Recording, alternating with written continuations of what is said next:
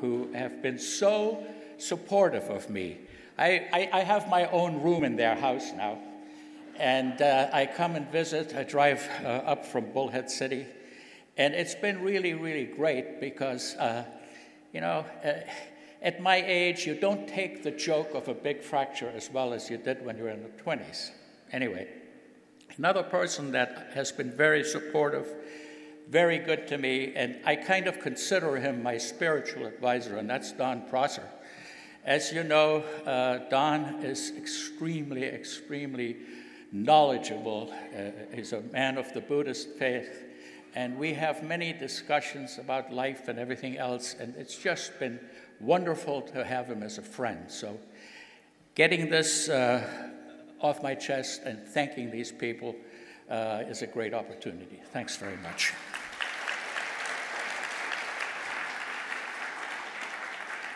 One of the most frequent questions that I get concerns chemotherapy. It usually starts out something like, my friend is on chemotherapy for breast cancer, et cetera, how much Kangen water should she drink? Well, first of all, she could drink all she wants because there's no magic or mystery. Kangen water is good for any human condition because it is the best water you can drink, just parenthetically. During chemo, many doctors advise that antioxidants be discontinued. Well, it turns out that there's a total myth, and that is completely wrong. The antioxidants do not adversely affect chemotherapy, and it is absolutely shown by a number of studies that no harmful effects occur if you're on chemo and if you are taking antioxidants, whether that be in the form of Kangen water or any other antioxidants. The NIH did 3 separate focus groups on compliance with doctors' orders, and they found that in study groups where people were asked to discontinue their antioxidants, whether they be in the form of pills or whatever, nutritional supplements, only 20% complied. So it's a total waste of time to ask them to do it in the first place. And also, a review published in May of 2007 by Cancer Treatment Reviews, 855 studies were reviewed, and not one single one showed an adverse effect of antioxidants while on chemo. And so basically that chapter is closed. If prospective clients and so on ask you about that, you can say unequivocally, antioxidants are good whether you're on chemo or not. Now, what about benefits of Kangen water in patients who are undergoing chemotherapy? Are there any? Well, let me say that they are actually quite huge, and I do that based on personal experience. Dr. David Carpenter and I have corresponded, and we were friends, and he has the same experience, that the side effects that patients get with chemo, nausea, vomiting, loose bowels, etc., are much lessened in those that faithfully drink their Kangen water. And I think I know the reason why, because when you get dehydrated, all these symptoms get worse. When you get dehydrated, you may become acidotic, and all the symptoms get worse. And you know very well that this water produces an alkaline effect in the body, and that it can actually reverse metabolic acidosis.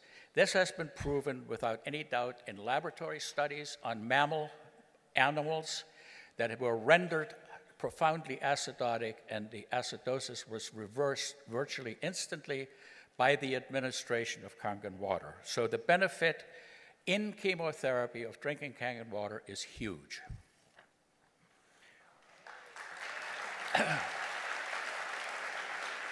Now, what about radiation therapy?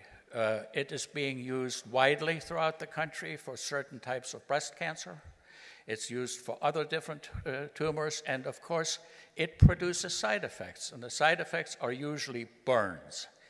They're worse in fair-skinned people. There's nothing more, heart-wrenching to see. We get some fair-skinned Celtic person, snow-white skin, and the burns are very, very nasty.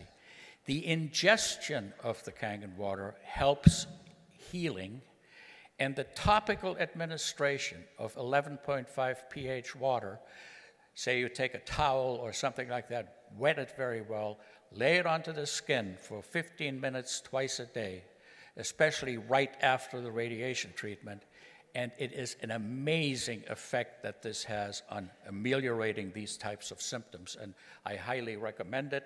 And by the way, you don't need FDA approval for that. Water has been used to treat burns since antiquity.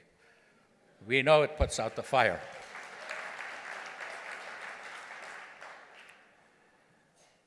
Another question. I have a prospect who has cancer. Will the water help? Well, first of all, there is no scientific data that we can quote that the water would cure cancer.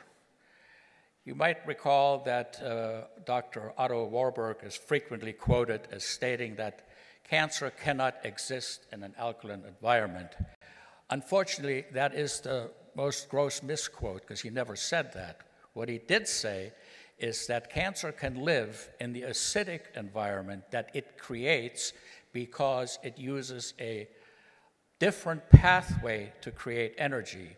It uses fermentation rather than oxidation. Believe me, cancer can survive in an alkaline environment. The rates of cancer that are in the world existent today prove that. However, because the product promotes wellness, because the product gives us good hydration, and good hydration makes people feel better, people with cancer should drink all they possibly can because it will make them feel better about themselves and also improve their sense of well-being, which is, as far as I'm concerned, the best thing that you can do when you have a miserable disease. Now, what about kidney patients? That's the third or fourth most commonly asked question, because for unclear reasons, there is a warning on the brochure that comes with every machine about troubled kidneys. You shouldn't drink the water. Well, actually, there's absolutely no reason why, and I mean that sincerely, there's no human condition in which the water is contraindicated. In cases of severe kidney disease, there are some precautions that must be followed, and they make perfect sense. As the kidney function deteriorates, the amount of urine that can be made every day may be limited. So if you drink 5 liters of water and can only make 1 liter of urine, you're going to have trouble. It's going to back up into your lungs, you're going to be in failure, and so on. So doctors routinely put these patients on fluid restriction. It's not water restriction, it's fluid restriction of any kind. So if you're allowed to drink 3 liters, you can drink 3 liters of Kangen water, but you can't exceed that. And I think that's the most important take-home message. As a matter of fact, I have at least 3 patients who were on dialysis and hated it so bad they were willing not to be on it at all and take that risk. I introduced them to the water, and they're feeling perfectly fine. A couple of them are now 2 years and still going strong.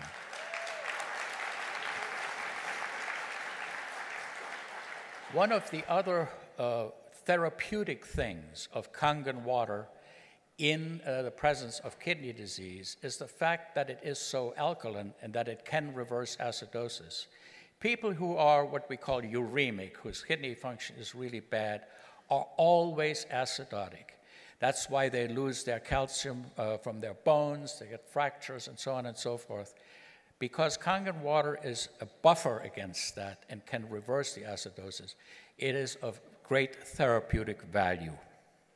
It certainly is much better for you than bottled water, Coke, or any sports drinks. Now, here's another question, and this has been battered around a number of times and asked in different forms, which is the following. Can you become too alkaline by drinking too much Kangen water? And the answer is absolutely no way. Our bodies have a very, very efficient mechanism of dealing with acid. And there are two pathways, one through the lungs and the other through the kidneys. What is, however, possible is to develop water intoxication. And that would occur long before there would be any pH effects. Now, picture this. The water is hypotonic. In other words, there is less mineral concentration in water, in the Kangen water, than in your serum. So if you drink a huge amount of that, you will dilute the sodium in your blood and in your serum.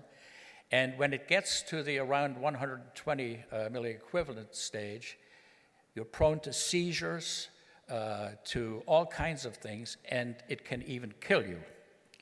There was in 2007 a case in Sacramento, California, where a radio station had a water drinking contest. And a 27-year-old mother of 3 died of water intoxication, general seizures, and her heart stopped. And the cause of death was determined to be water intoxication. And her family won a $16 million jury award for the fact that this was negligent behavior on the part of the radio station. Now, organ transplants. That's a frequent question. My prospect doesn't want to drink the water because she had a kidney transplant and will think it will interfere with her anti-rejection medicine. Well, let me say this. I don't know of any medicine that Kangen water interferes with. I think that's a total myth. If you think about it, if you live in Seattle, Washington, the pH of the drinking water is 10.5. And does that make sense that it's okay to take your pills with that water and not okay to drink it with Kangen? It makes no sense whatsoever. And in fact, I have now met 3 heart transplant patients who are in the Kangen water family, and multiple people with kidney transplants. And there's absolutely no way in which they have been adversely affected.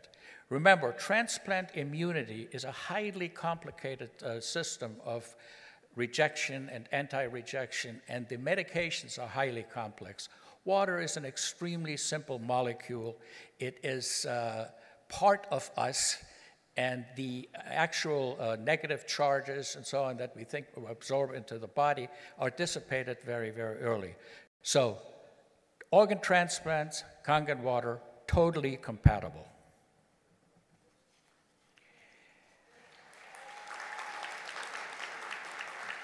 This particular question comes up kind of frequently, and it's been a little bit difficult for me to address. It usually goes something like that. My friend has come home from the hospital, and they told him or her they have 3 months to live with a terminal disease.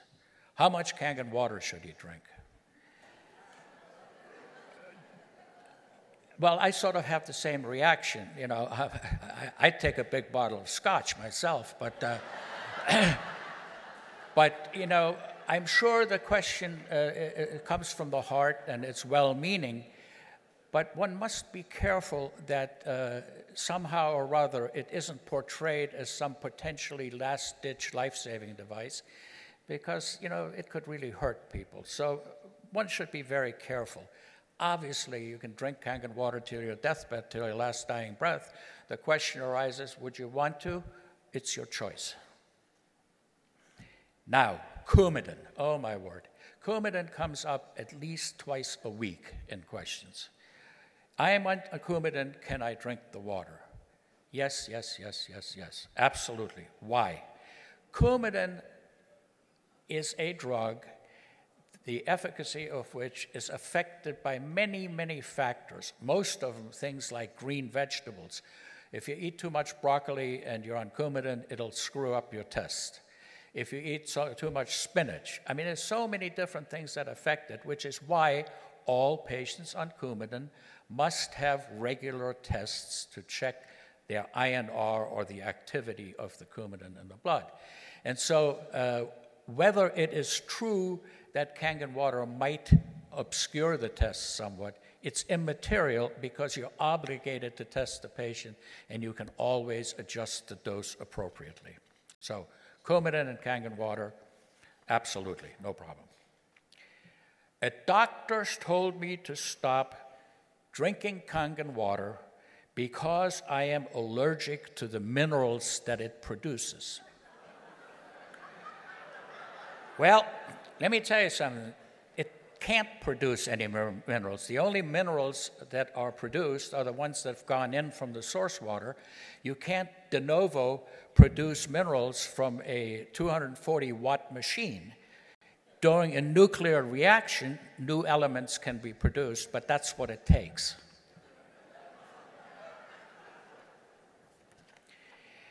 This one is really cool.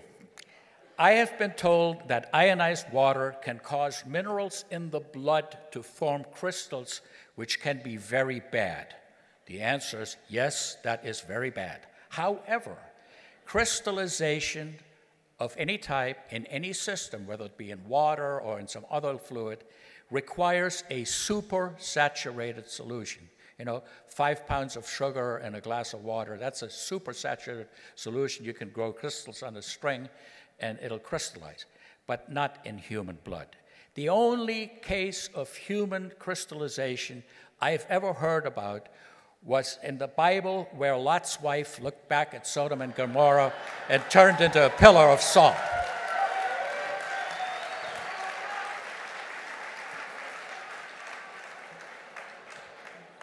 And then there is a list, I'll just tell you a quick list of conditions that I've been asked about and have been asked to advise on how much and what pH water to drink. These are by no means all of them, but lung, liver, and bone cancer, leukemia, melanoma, brain tumors, Hodgkin's disease, pancreatic cancer, colon cancer, stomach cancer, ovarian cancer, uterine cancer, throat cancer, breast cancer, bladder cancer, prostate cancer, and myeloma, and others. And the answer is all the same for all of them. The water is good to hydrate people who are chronically dehydrated, which most cancer patients are. It does not cure the cancer, but it definitely can't hurt, and it might just make you feel better. Implanted devices, that's a very common question. I have a mitral heart valve. Can I drink Kangen water? Well, you have to picture that once a device is implanted in someone, whether that be a pacemaker, a heart valve, a breast implant, some other hip, for example, total knee, the body accepts it and forms a membrane, a fibrous type of membrane around it, which virtually excludes it from the bloodstream or anything else. And there's absolutely no problem with any implanted device and the drinking of Kangen water. Now, the other thing is that more and more of the implanted devices now contain noble metals, such as platinum or titanium. And these are particularly non-reactive. They are totally inert and completely safe.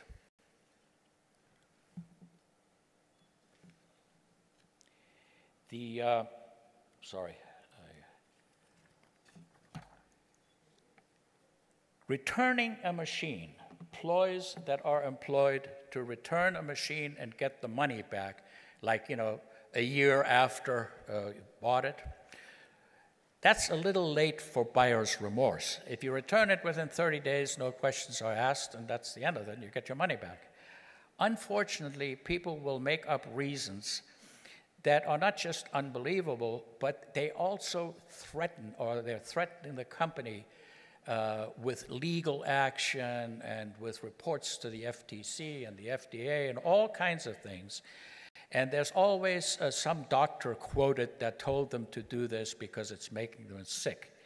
Now, some of the conditions that I've been told were the result of the drinking of the water are hives, rashes, acne, sour stomach, diarrhea, all kinds of stuff. The interesting thing is none of these people had any problem when they were given the water for free, and all of a sudden, you know, it's buyer's remorse and so on. Heart palpitations is a very common thing. I get heart palpitations when I drink Kangen water.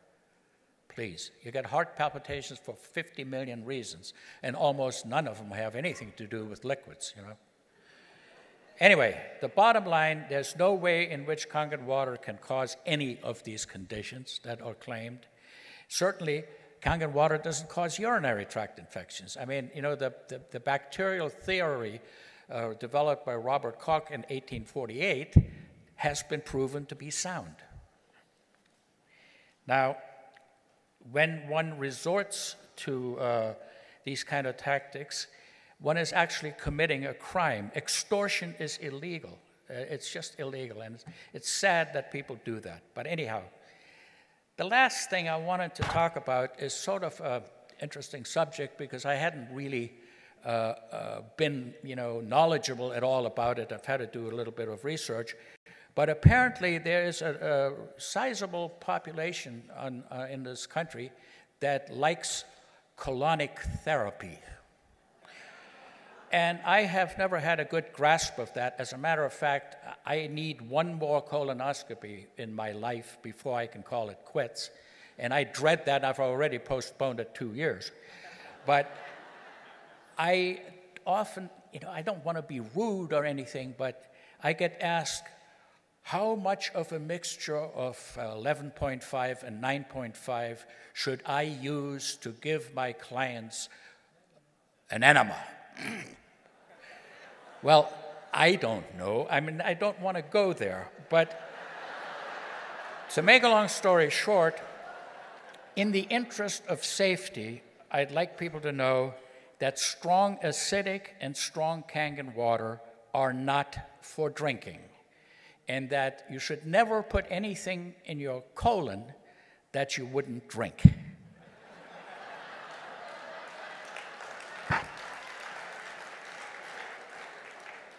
So, my other role, I think, as medical advisor, is to advise the company on perhaps how we can get closer and closer to some real valid approval by regulatory agencies. And to that extent, I think what we need to do, and some of it is being done, some is not yet being done, the bottom line being cost, but the antioxidant capacity of the serum in people who drink Kangen water cannot be measured because of the nature of the tests. So, strictly speaking, we can't prove that you're drinking ORP 800 water and so on because we can't measure the effect in your blood. However, I've recently discovered a new test which shows promise, and hopefully I can get that done because that would establish a structure-function claim. And as you know, antioxidants are widely recognized as having a positive effect on human health by the FDA and all kinds of other agencies. Now, the other thing, the alkaline effect, the benefit of that, I think we're well on our way to being able to prove that because we have laboratory animals that have been subjected to profound acidosis, and we've been showing that this can, in fact, be reversed by Kangen water. The bactericidal effect, we've been studying this now for 1.5 years, and there are problems with it because the standards that the EPA demands for these tests are extremely rigorous. We know that the acidic water will kill every bacteria known to man, but it won't kill it in 30 seconds and under certain circumstances that are required by the FDA. And we're working on that. Whether or not that'll require increasing the wattage or perhaps some enhancers, we're not there yet. And finally, there's another thing that we should do. We should show and demonstrate the emulsion coefficient of strong alkaline water, the 11.5 water, because that would allow us to market it as a pesticide removing agent. They have to have a certain degree of emulsion coefficient, which is easily tested, and then you could in fact say that that's where the red tomato test comes from, the emulsion of the pesticides into the water. And this is sort of pretty much up to date, and we're going on, and the slides, for bizarre reasons, wouldn't transmit over here, but this is the Enagic logo, and like the Knights Templar, it says, "In hoc signo vinces," in this sign we conquer. Thank you very much.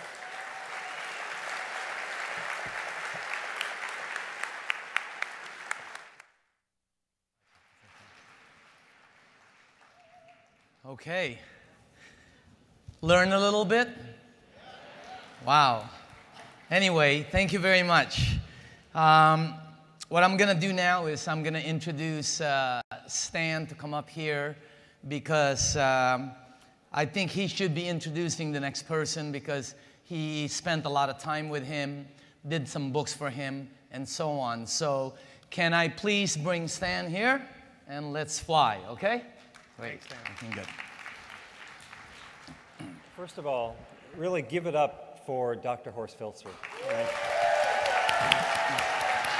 I mean, talk about somebody who really knows his stuff. Wouldn't it be great if all of you could have him do your presentations? You know what, you can. Dr. Shinya is on this, Dr. Filzer is on this, Dr. Showman, who's a dentist, is on this, and the fourth doctor that's on this is the next doctor that's going to come up to speak. And for those of you that haven't as yet had the opportunity to hear Dr. McKnight speak, you're in for a real treat. This is a guy who truly walks the walk. Prior to going to medical school, Dr. McKnight got a bachelor's degree in nutrition. Then he went on to get a master's degree in nutrition. Then he went on to do his PhD work in nutrition. So talk about a doctor who has the most phenomenal background in human nutrition. This is the guy. And I'm going to let him tell the story of how he was introduced to the water and why the name of the book that he wrote is called Confessions of a Skeptical Physician. Because as a physician, he is trained to be skeptical. He's got to listen. When somebody comes in and they present, he needs to really figure out, are they saying what they're trying to say? Skeptics are fabulous. We love people who want to make sure that the information they're hearing, whether it's about the water or anything, is accurate. And that's what he really set out to do. Before he was willing to drink the water or talk to anybody at all about the water, he wanted to make sure that this water was for real. And that's the quest that he set out to do, and that's what he put in this book. And I'm going to let him come up and talk to you all about the water, because you will be fascinated by what he discovered in his quest to find out about the water. So please help me welcome Dr. Tim McKnight.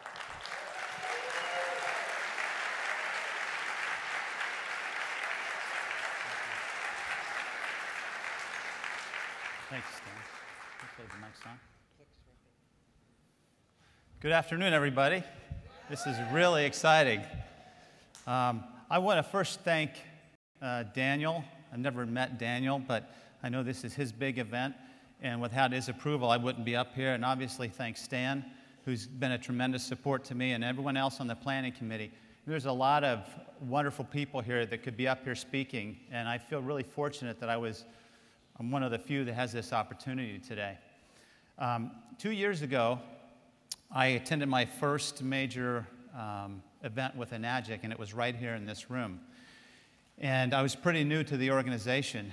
And since that time, obviously some of you know that I'm on the DVD that Stan was referring to. Since that time, I've given many talks at different locations around the country and in Canada, and a lot of questions have come up as Dr. Filzer was talking about. So here I was answering these questions. And as a result of those questions, that was one of the stimuli to write the book. And so I really am proud of the contents of the book. We had a second edition that was just printed a few weeks ago, and that's what you've all been given a copy of, and that's what Stan has available. I'm really happy with the way this turned out. It was really a pleasure to talk to some of you today and hear some of the stories of your prospects who have read the book, and it's helped open doors that were shut. So I want to thank Stan again for this opportunity. Now, what I want to do is I don't want to repeat what I've talked about in the past, but some of you I know are new and haven't heard me speak yet, and I do feel like there's a need to go over some of the basic biochemistry just so you can understand the value and the importance of the machine and the water. But I want to change the story around a little bit today, do something a little bit different that maybe some of you haven't heard yet. I'm assuming the slides are going to be, oh, good. Sorry. Looking over there. Okay. So this is the book. Now, these are my children, and this was several years ago. But I have a very active family, and they're the reason I do everything I do. I have a wife who's tremendously supportive of all the time that I spend away. And, you know, one of the things, it's always scary for me to stand in the back and see all these people. But several of you came up to me today and said things that really reassured me that we're all a family here. We're on the same page. We want to promote healing throughout the world. And I join you in that effort.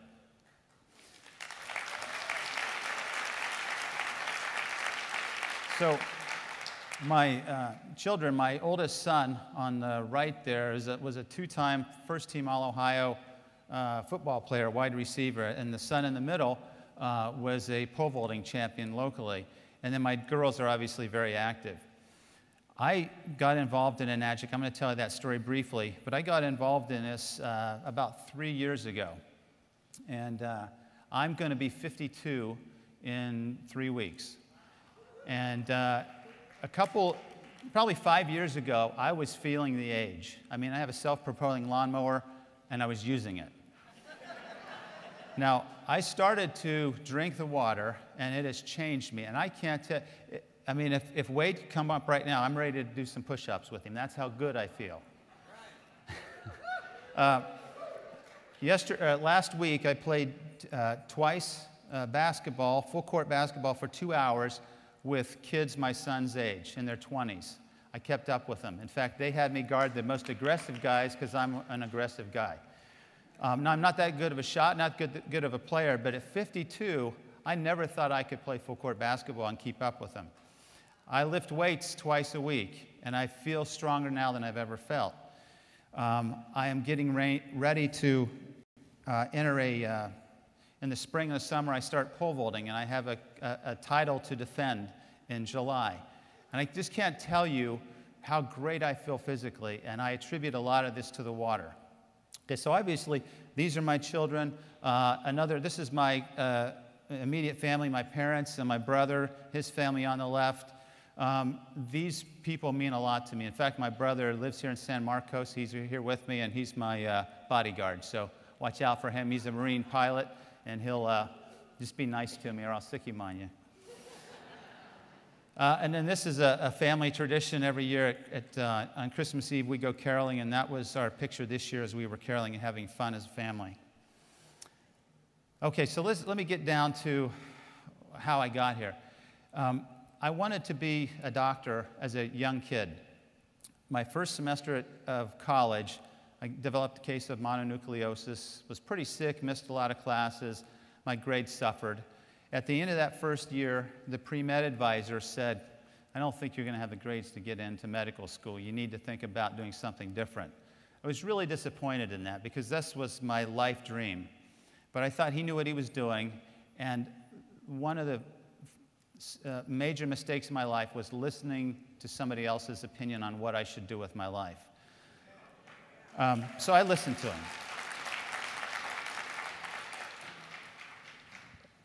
And so I got my degree in nutrition. Then I went to graduate school. This is at Ohio State.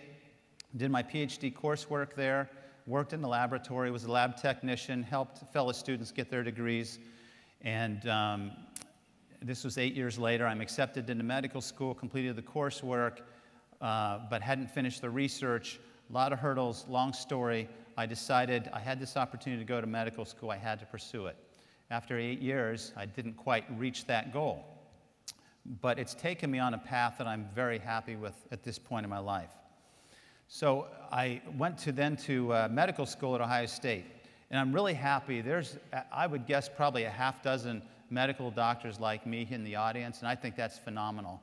And it's really nice to know that you're out there, because we're kindred spirits, and I know that you can identify with some of the experiences that you had in medical school, because allopathic doctors are the standard American doctor, and we go to schools like Harvard and Ohio State and Loma Linda and all these other medical institutions, and we're trained to diagnose disease, and then we're trained to manage it with medications or procedures. And really what medical doctors are, many times, are managing chronic disease, and there's not a lot of effort or energy put into reversing or preventing disease. So after I completed all my training, I was finally grown up. At the age of 40, I had my first job. Took this job at Trinity Hospital in Northeast Ohio, rural Appalachian area. Let me tell you about 2 patients that I recently took care of, because in addition to my medical practice, I also take care of people in the hospital. So these are 2 recent patients I took care of. 56-year-old woman, 550 pounds. She was on her way to the doctor's office when she tripped and fell and hurt her knee, and she couldn't get up. Didn't know what to do with her, so they brought her to the emergency room. Nothing's broken, but she couldn't walk. They found that she had a urinary infection. Normally, we'd send you home, but here's a person that can't walk, can't go home. What are we going to do with her? Well, I was on call, so they called me up and said, you need to admit her to the hospital. So we had her in the hospital for 4 days. Guess how much that cost us? Okay, now, we were not really doing much for her, okay, but we had to. Here's her medical history. Here's her social history. She had breast cancer. She had the radiation burns that Dr. Filzer was talking about. She had, when I walked in the room to see her one day, now she's a diabetic, on her tray she had a Snickers bar and a Mountain Dew can of pop. When she rolled over, she would need help moving her abdominal pannus. She was that big. You could smell her from the doorway. These are her list of medications. And there's the beloved Coumadin that every physician absolutely hates and is scared of because of the disasters that can follow it. The monthly retail cost of these medications, almost $2,000. This adds up to $22,000 a year to manage chronic medical conditions that a poor lifestyle have invited. Okay, that's modern health care. Another patient I took care of, this was his leg after he was improved. 67-year-old male who went to the hospital because he couldn't breathe and he couldn't walk. 445 pounds when he was admitted, and when he was discharged, 8 days later, he had lost 50 pounds of fluid. Okay? We call this diuresis. We got the fluid off of his system. Here's his medical history. Here's his surgical history. Here's his medication list. Now, what do you think about healthcare in America? I mean, when I see this, this is why I do what I do, because I can't stand for this. This is not helping people heal.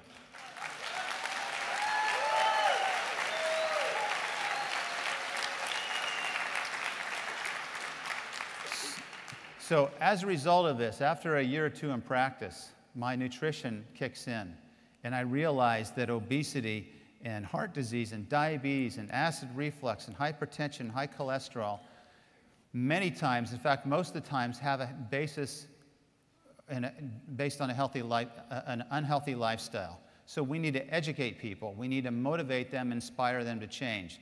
As a result of this, I committed 8 years ago to develop a wellness program. This wellness program is called Fit for Life.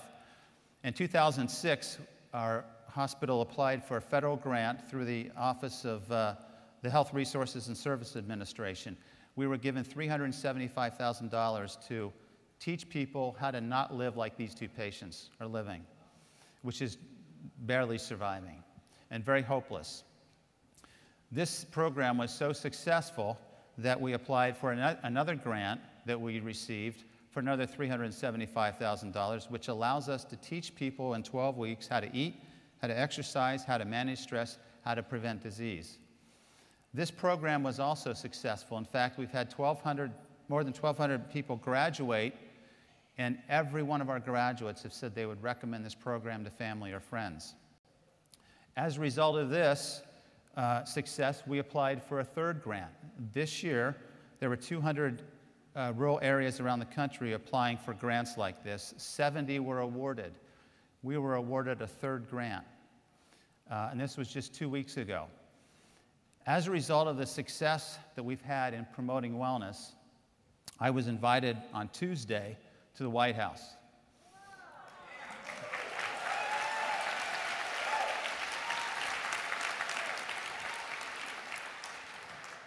The president had appointed a committee a year ago on a rural council on improving health in rural America. And as a grant director who has had a successful program, I was invited to meet with the Secretary of Health and Human Services and the Secretary of Agriculture. Guess what my message was? I said that we have, they're about policies and procedures and legislation. And I said, when I finally had my moment, there's no question that we need help and we need legislation. But I can tell you and speak on behalf of my patients and my community that there's much more to health in America than what we're doing here in Washington. I didn't say it quite that way. They would have probably shut me off. But I said there's a poverty of thought, there's a poverty of belief in themselves, there's a poverty of hope, there's a poverty in education and understanding health and wellness, and that's what our program is designed to do. And one thing that I know, and I know you will all confirm this with a resounding yes, is that we all here believe that we need to empower individuals to take charge of their own health.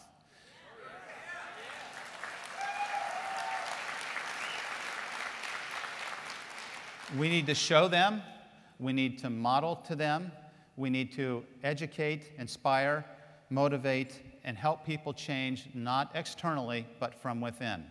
And that's what we're doing here, isn't it?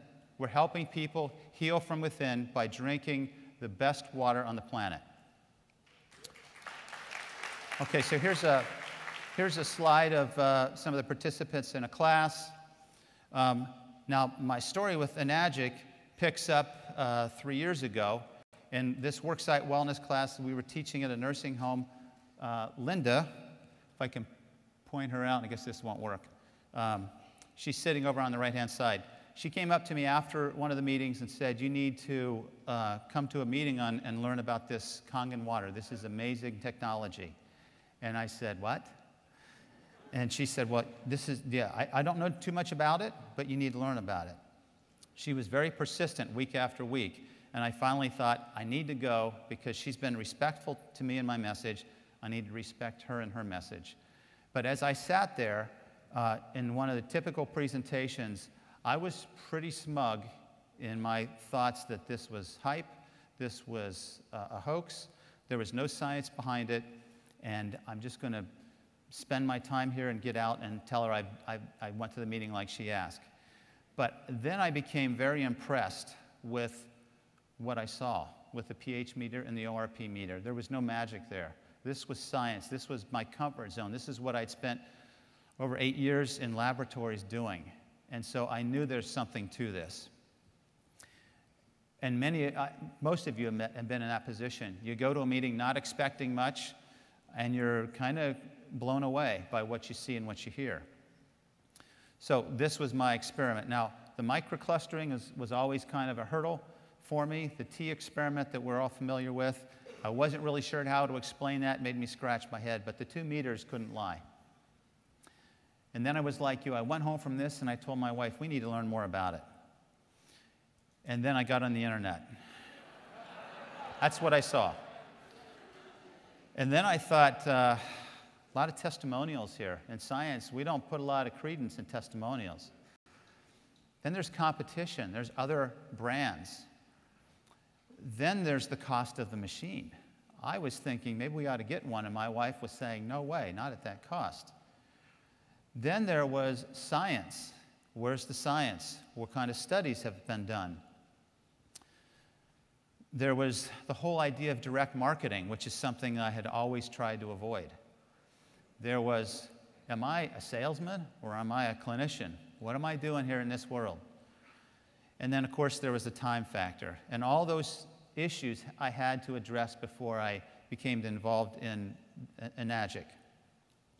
Well, like many of you, I learned that the Kangen scam was written by a competitor, so that was discredited pretty quickly. I found science to support the idea of ionized water.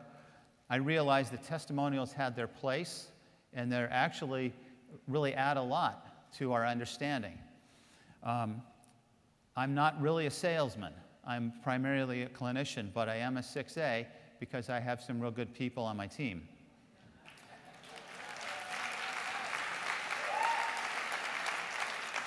I have no problem with direct marketing because I think it's the best way to market a product. So I got through the hurdle. And as a result of that, and the result of the questions that I've heard you ask, and my interactions with colleagues who I initially was very reluctant to talk to, I wrote the book with Stan's help. And I think it will be a great help for all of you. I'm really glad that you all got a copy of it. Some of you got the first about the first version. The second edition just came out a few weeks ago, which you have, and there's some things that have been added to it that I think will make it an even better selling point for your prospects. Okay, so that's my introduction into Kangen water. I want to talk briefly about the medical side of this and get through this as quick as I can because this is all really outlined in the book. We talk about stress as an imbalance of forces, and that this particular stress that we need to understand in health is oxidative stress. In oxidative stress, the vehicle for oxidative stress is free radicals. What's interesting is we knew about free radicals and their role in diseases and in aging way back in 1956. This article was published in the Journal of Gerontology, but it's laid dormant until just recently. So a free radical is an unpaired, negatively charged particle. It moves at high speeds, and it steals electrons from adjacent atoms, and it makes those atoms then unstable because nature likes stability. And so when you lose that stability, when those electrons aren't paired, you have a reactive molecule. Okay, and this is believed to be the root cause of aging and disease. All right, now people say, well, where do they come from? Well, most of the free radicals are generated in our day-to-day activities. Anytime you breathe oxygen, you're going to make free radicals. When you exercise, you're going to breathe more oxygen, make more free radicals. Our body is designed to manage that, no problem. What it's not designed to do is the overwhelming additional sources of free radicals, and these are some of the additional sources. Okay, so let me try to get through this kind of quickly for you, because some of you have heard this. Don't know why my clicker's not working. There we go. Okay, so Mr. Oshiro talked about turmeric, one of the best antioxidants that you can take. All of the medical conferences I've gone to recently have talked about turmeric. It's an absolutely wonderful product. What antioxidants do is they donate an extra electron. They have an additional electron that they can donate to stop or to neutralize the propagation of free radical reactions. And that's what this slide is depicting. When you have excessive free radical destruction, it affects various tissues. It will attack proteins, it will attack nucleic acids, it will attack lipids or fats. When it attacks the collagen, which is a protein that's a very strong protein, it will cause the skin to age prematurely. When it attacks the elastin protein in the arteries become stiff because the protein changes its structure, and hypertension follows.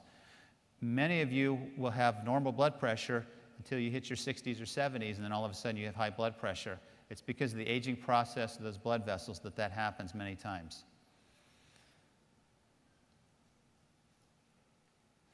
When you damage the lining of the arteries and you lay down atherosclerotic plaque, and it becomes oxidized through oxygen and hydrogen peroxide, you develop atherosclerotic plaque, hardening of the arteries.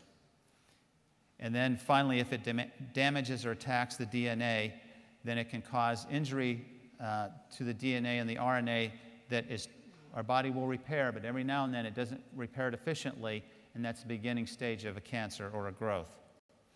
So as I said, nature, or in my belief system, this was God, already provided a way to protect us against the typical free radicals that we would be exposed to throughout our lifetime. And that protection comes from the foods we eat. A plant-based diet, which is Dr. Shinya's diet, is the diet that we should all strive to follow. Make that 85% of what you eat at a minimum. We really need to get back to fruits and vegetables, nuts and grains and whole seeds, and we need to eat them in the raw form as much as we possibly can. And if any of you have heard Chan Stratton or Wade Lightheart talk, you know that they really pound this message very strongly. This is just a nice slide that shows you the oxygen radical absorbance capacity of many of these foods. Okay, so if you look, you can see the numbers. These have very high antioxidant potential, and if you kind of group these together, you'll see that the berry family and the bean families are some of the most healthy foods that you can eat because they're rich in antioxidants. When you put these foods in a microwave or when you heat them, you destroy, to varying degrees, the antioxidants that are there. The minerals and the vitamins remain, but you remove or you neutralize those antioxidants. So it's always best to eat these raw.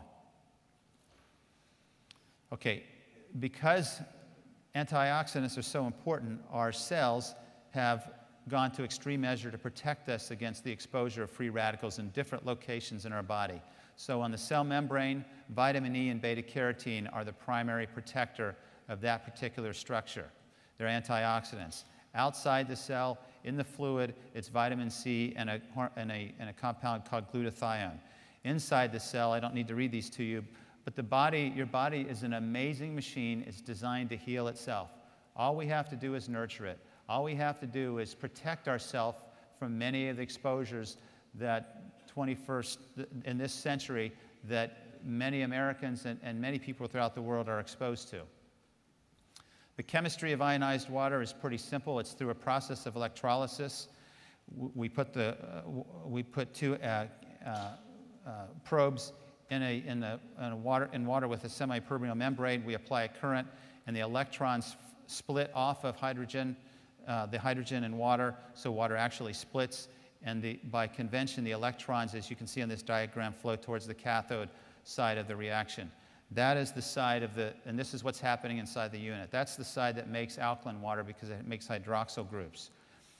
Remember that when electrons are flowing, electrons are what we need to neutralize free radicals. So what you get in the alkaline water is free electrons. They're not necessarily free, but they're bound to hydrogen in a very weak manner, and they can easily be donated.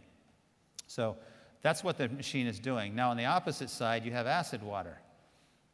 That water is not an antioxidant, it's oxidizing. So that's why this makes a perfect water to put on top for topical applications, because not only is it acidic and kills bacteria, as Dr. Filser said, but it's also oxidizing. It's like hydrogen peroxide. That's also why he said don't put that in your body. That doesn't belong in your body. You can put it on surfaces and on your skin, but not use it internally. Okay, so key features. I know most of you know this, so let me just skip through this. We are exposed to acid loads because of our lifestyle. All of you are familiar with Dr. Warburg and his research and his conclusion that cancer thrives in an acidic, oxygen-depleted environment. So if you want to increase your risk to develop cancer, do the things that make your body acidic and do the things that deplete oxygen in your body. So stop exercising and eat foods that are very acidic, which are the processed foods, which are the foods that are high in animal proteins. So this is the list. And soft drinks, we know it's like a poison. It's really terrible. Okay. Now, what's interesting is Dr. Warburg was on the right track. His studies back in the 1930s showed that cancer cells are very active metabolically, but they don't require oxygen. And if we would have followed his line of thinking, we could have saved 70 or 80 years of research and been so much further along. But somewhere in that same period of time, we started to blame our health on our genes. And we got off on a tangent here because our health is not dictated so much by our genes as by the environment that we put ourselves in, both physically and internally.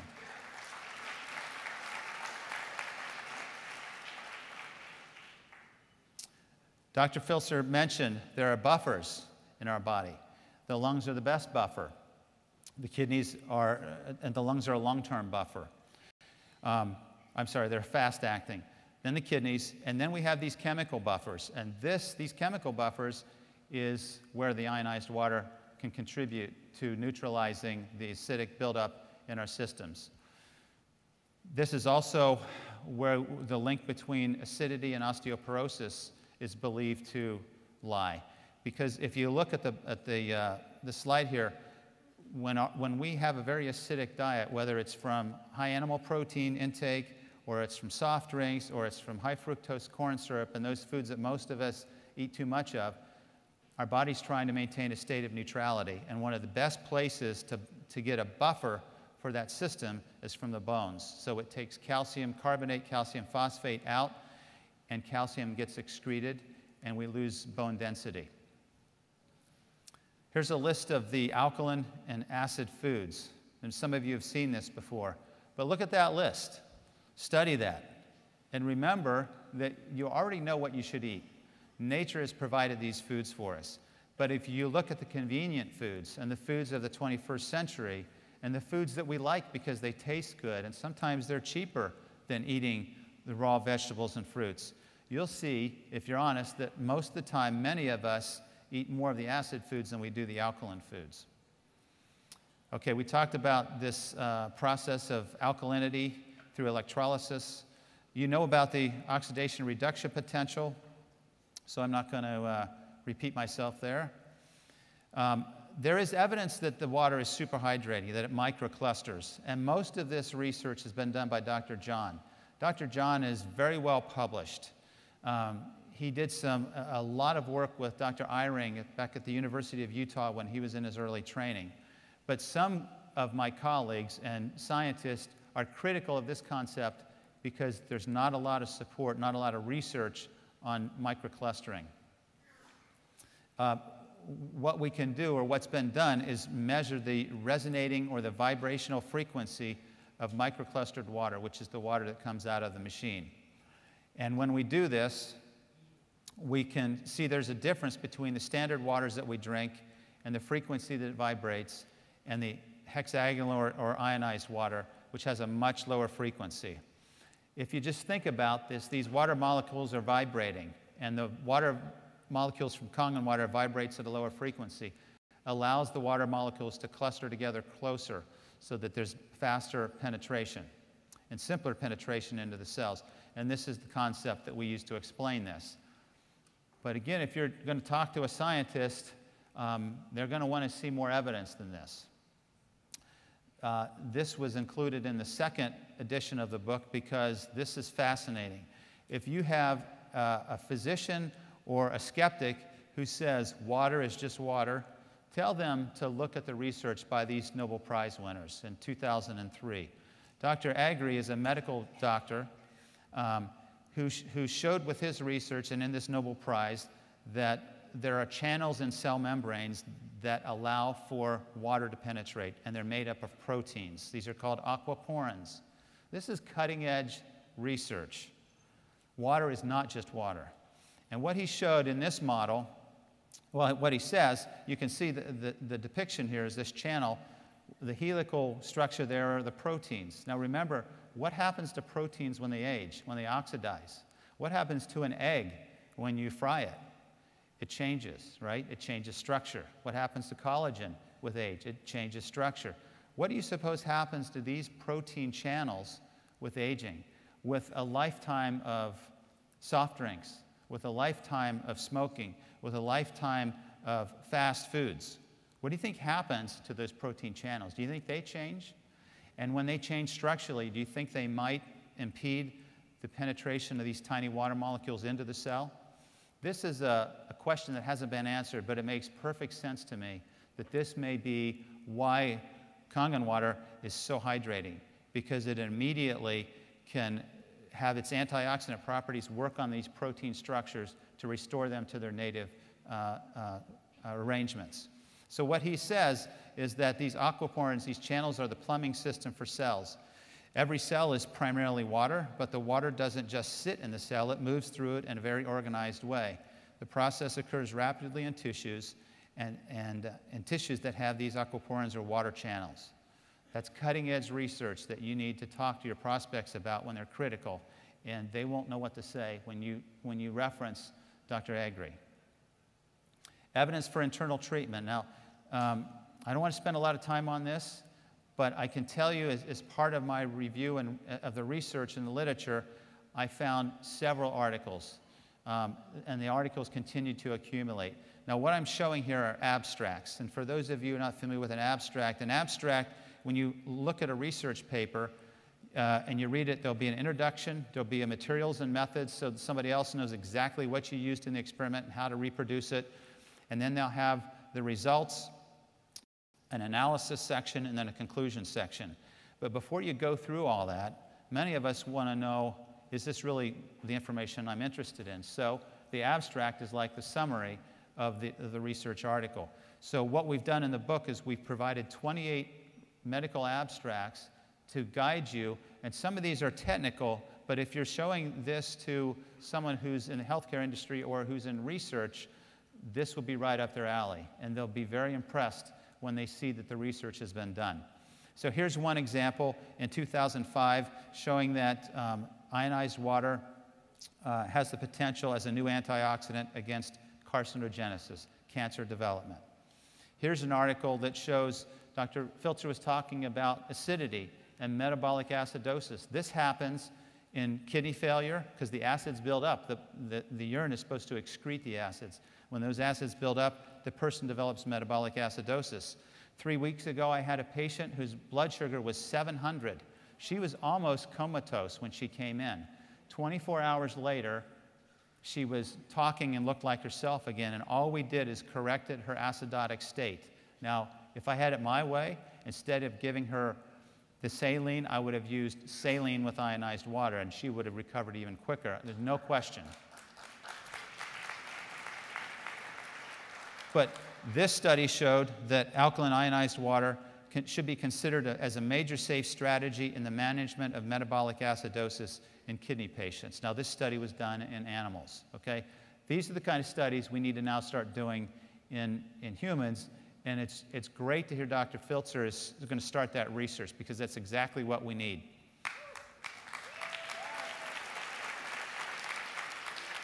Another study on tumor development and the ability of alkaline water to stop that. Another study showing when they took, the liver is like the organ that cleans everything you eat and everything you put in your mouth. The liver gets a look at it before it gets circulated to your general circulation to make sure it's okay, it's not toxic. So what they did in this study is they used a very liver toxic chemical, carbon tetrachloride, and they damaged the liver. They caused liver damage, and then they fed these mice alkaline water and tap water, and they looked at the recovery rates. And the recovery rates were phenomenal with those who had received, those mice that were given alkaline water. Another study on alkaline water and cancer. There's a lot that's been published on cancer. Most of these are animal models. But do you want to wait until we have the human studies to tell people to drink this water? Certainly no harm can be done in it, and I think all of us believe that it's one of the best things that we can do for those of our family and friends who have cancer. Many studies have been shown to be very helpful. This water is very helpful in diabetics, and I can tell you it doesn't cure diabetics, but my patients who have diabetes who drink this water reduce their medications, reduce their insulin levels. It's part of the picture, and it's very helpful. Then there's evidence for external treatment. And again, what we're doing is using acid water. It's acidic and it's oxidizing. There's application for this in the agricultural community. This is just looking at its ability to block microbial growth in cabbage. Imagine what would happen if agriculture started to use this around the country, around the world, as a way to protect plants from harmful microbial infections. I mean, we're just at the beginning. Think back to that curve that Daniel talked about. We are just at the beginning of an organization that could explode in so many different areas to help people at many different levels. Another study and Dr. Filser again talked about this, that this water kills bacteria. It does it very effectively. I love this quote by Louis Pasteur. He did not believe, well, in fact, he did initially believe that the genes controlled everything, but on his deathbed, he made a confession. And what he said is that the cell is nothing, the matrix or the community, the surrounding is everything. And that's exactly where we are now in medicine. It's not the genes you were born with necessarily, it's the environment you put those genes in. From the energy around you, from the thoughts, from the foods you eat, from the way you exercise, from your exposure to sun, to pollutants and harmful agents, it's the matrix. If you want to change your health, change your matrix. Okay, so why are physicians slow to respond to this? Well, as you know, they want peer-reviewed studies, and they're limited. This is a major paradigm shift for allopathic physicians like me, because we're not trained to go out on the periphery and the edge of science. We want mainstream. We want to know that all of our colleagues are doing the same thing. But I'm so far away from that now that I have to be careful I don't end up on some other planet, because I just think the model's wrong. So again,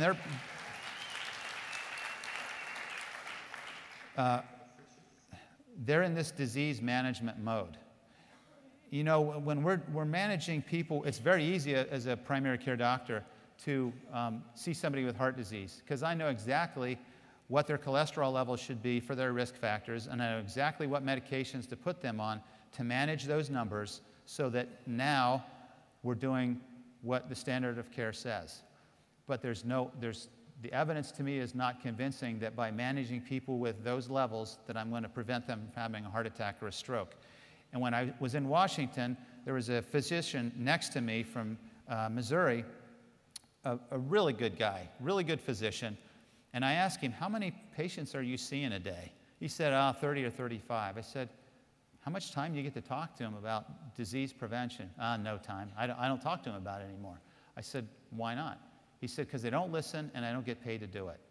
And unfortunately, that's where allopathic medicine is, at least for primary care. We have a problem, and we have to help physicians get out of that mindset of managing diseases. Okay, we're also afraid that our peers are going to judge us, and that if something happens and we end up in a court, if we're not following mainstream medicine, we worry about legal repercussions. And for all of us, anytime we change our paradigm, that's pretty scary, and it's very uncomfortable. Okay, so here are some of the things I've heard from physicians. Water is just water. It's not just water. The Nobel Prize, 2003. They said that the body has 3 buffering systems. You don't need to use an alkaline water to buffer when you already have 3 buffering systems. Yes, you do.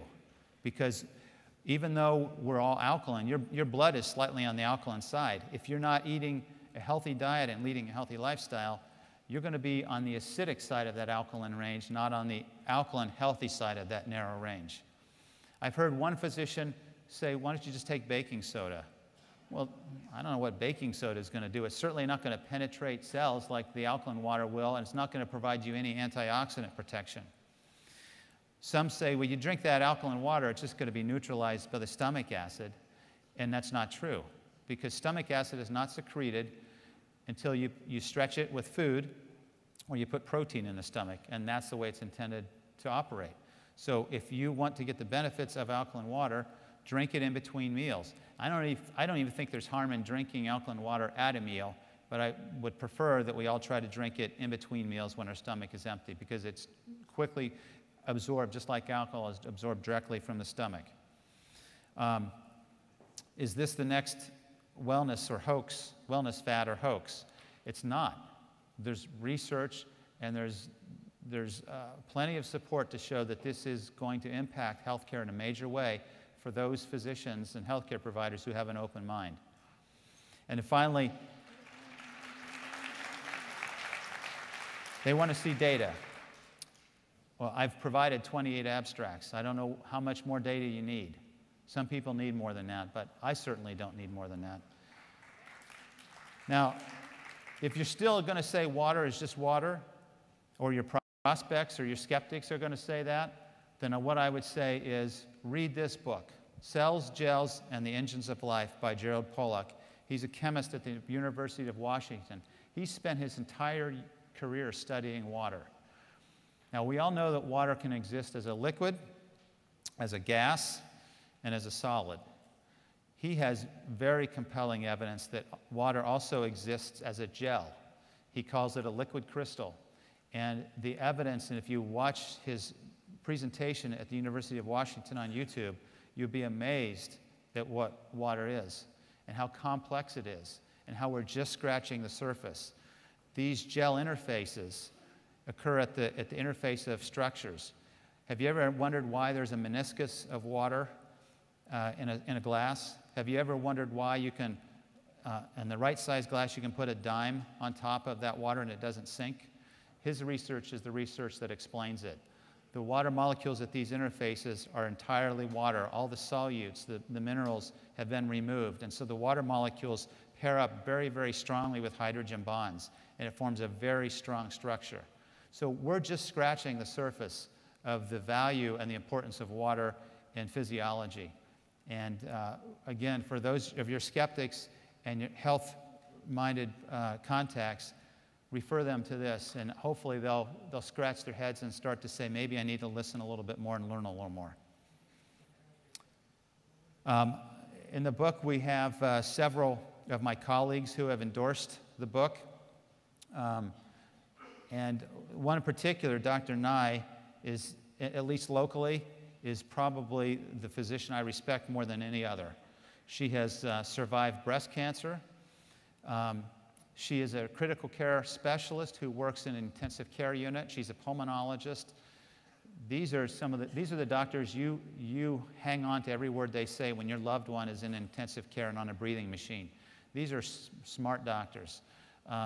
And she has a water machine, and she believes in it. She says, I invested in a unit and highly recommend to my medical colleagues that they study the contents of this book with an open mind. It's not a stretch for me to anticipate the day when ionizers become standard equipment in intensive care units. Wouldn't that be wonderful?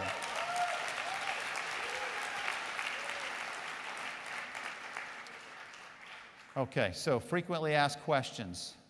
Rather than answer them here, you can read them in the book, because you all have one now. What's that? That's all a lot of mumble. I'm not sure what you're saying. Okay, when you're approaching healthcare providers, this is what I would suggest you do. I would tell you to do the same things I try to do with my patients and the participants in my wellness program. Educate them, motivate them, and inspire them so they can make the decision to change. The way you educate is to give them something to read. Give them a research article, give them the book. Follow up with a demonstration. I would keep, if you're prepared for a quick demonstration in the office, make it a 30-second demo. If you can get them to come to a meeting, that would obviously be ideal, because there's a lot to learn at a typical Enagic demonstration meeting. And then you can motivate them by asking them to drink the water themselves, to have their own experience with the water. And at lunch, Wade and I were talking. I know Daniel says, just drink the water. I like I tell them to do that as well, but I really like Wade's approach, and that is put a machine, give them a loaner for a week or two, get them comfortable with it, get them using it for all the different applications it offers. And then introduce them to others who have a story, because those stories, while part of my critical thinking says, that's a testimonial, the other part, there's a visceral response. And when someone's telling you a story with tears in their eyes, and there's no other explanation of how a loved one turned their health around in this water, it's moving and it's compelling. So I think they need to be exposed to those messages as well. But what you need to remember, and most of you all already know this, is you're not selling anything. You're helping them decide they have to have one of these because of the benefits that it will give them and their family. Now, the last thing I want to say is, as a family physician, I tell my patients, and every time I have an opportunity to talk, it's not just drinking water, it's not just eating the right foods, it's not just supplements, it's all of those things. But if you do those things and you neglect the other lifestyle choices, you will not have that balance in your life. You will still be in a state of oxidative stress. So very few of us are going to eat the perfect diet. Very few of us are going to have a perfect lifestyle. But if you really want to see your health change, you have to eliminate these oxidative stress exposures on the right-hand side, because this is where the health will really start to turn around in conjunction with the water and nature's foods.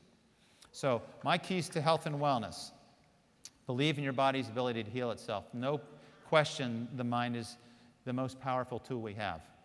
Secondly, eat what nature has provided for you. And this should be primarily plant-based. I think supplements have a role. Probiotics and enzymes are two particular supplements that I think you should all try to learn something about, because it will add to your presentations. I personally am a proponent of bioidentical hormones, and I think there's a role there, but some of you know what I'm talking about, some of you don't.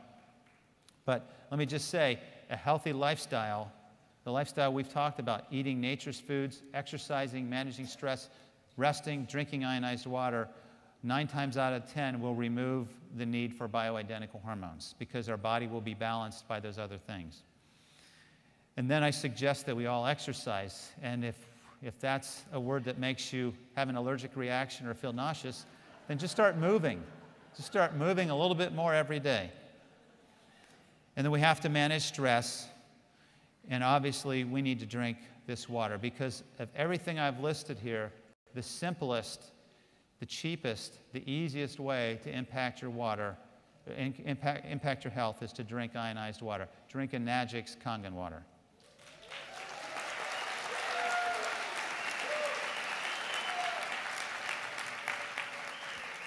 So I want you to think about this for a second. Here I was many years ago in as a pre-med student, and the pre-med advisor said, you won't be able to get into medical school.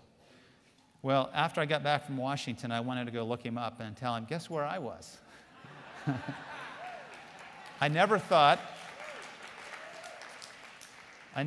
that I would meet members of the President's Cabinet. I never thought I would stand in front of a crowd this size and talk about wellness. I never thought that I would be playing basketball and pole vaulting and lifting weights in a way that makes my kids struggle to keep up with me. And unfortunately, they still don't seem to respect me. I haven't heard either one of them say, "You're amazing, Dad." It's just like, nice pass. That's all I get out of them. Thank you. So my closing message is a message that I've learned in my lifetime, and it's a message for all of you, because we're all trying to do the same thing. We're all trying to change the health. We're trying to impact lives in a good way. And let me just end with this little poem. Someone said it couldn't be done, but he with a chuckle replied that maybe it couldn't, but he would be one that wouldn't say so till he tried. With a lift of the chin and a bit of a grin, without any doubting or quitting it, he started to sing as he tackled the thing that couldn't be done, and he did it. Somebody scoffed, you'll never do that. At least no one ever has done it. But he took off his coat and he took off his hat. And the first thing we knew, he'd begun it. There are thousands to tell you it cannot be done. There are thousands to prophesy failure. There are thousands to point out to you one by one the dangers that wait to assail you. But just buckle right in with a bit of a grin. Just take off your hat and go to it. Just start to sing as you tackle the thing that cannot be done, and you'll do it. Thank you very much. Thank you.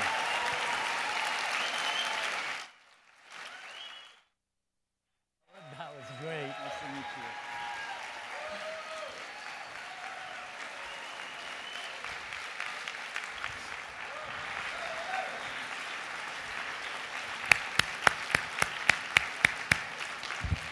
Okay. Wow, huh? Ease. Anyway, a lot of education, information overload. I want you to take notes at this time because I'm going to show you some things that will allow you to build a big business. There's a lot of people who don't do this. They think you just give out water and money will come down from the ceiling. Okay? If you don't want to be broke, and if you want this thing to produce profits for you, you need to learn some of the things that the top producers are doing. All right? First of all, I always ask these questions. What do you want from this business? What are you looking for from this business? If you can't answer that, then why are you doing this? I mean, you need to find out what do you want from your Enagic business. Do you want a retirement income? I like the fact that I stay home all the time and I'm always with my family and I get to earn quadruple, bazillion, six-figure income. I like that. Next, you have to put your goals down. I'm telling you right now, if you're a brand new person, if you don't get a unit now, you're not going to get one. Not a big deal, but you're not going to get one. And if you do get one, you're going to be 6 months behind. Why would you be 6 months behind? I mean, let me ask you a question if you're brand new. Can you see how this unit, with all the information you've heard, can you see how it improved the health of you and your family? Are you interested in the health of you and your family? And if you were ever going to do something about the health of you and your family, when would be the best time? Now. That's what I tell people. So get your goals down while you're doing this. Because I'll tell you what, if it's for financial reasons, you're in the right place.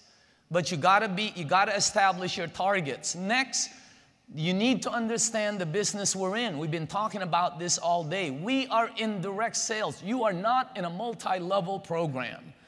Now, it's a cousin, but it's direct sales. There's no exponential growth. We happen to be in the people business, right? So it's important to learn the business, to fine-tune your communication skills, sell yourself on the business, because if you're sold, you're going to spread it with enthusiasm, okay? And you have to have enthusiasm when your enthusiasm comes from two words, enthos, okay, which is God within, and the last four letters is I-A-S-M. I am sold myself. So that's why you have enthusiasm, okay? And teach your organization about the business. Here's what we do. Quit trying to make this complicated. If you're going to try to sell out there, you're going to have a harder time. Not for everybody. Some of you can sell. But the issue is your organization cannot. And the biggest money in this program is in the overrides. You have to do something that is duplicatable. And those things are duplicatable. If you want to make money, learn the basics. If you want to make a lot of money, learn to duplicate. Okay? And it's important, again, because everything we do falls into those categories. We share the product, share the opportunity, and then we sell the events, and hopefully we teach to duplicate. How long does it take you to reach 6A? Can all the 6As please stand up for a second? I want to see them. Stand up if you're a 6A. Let us recognize you.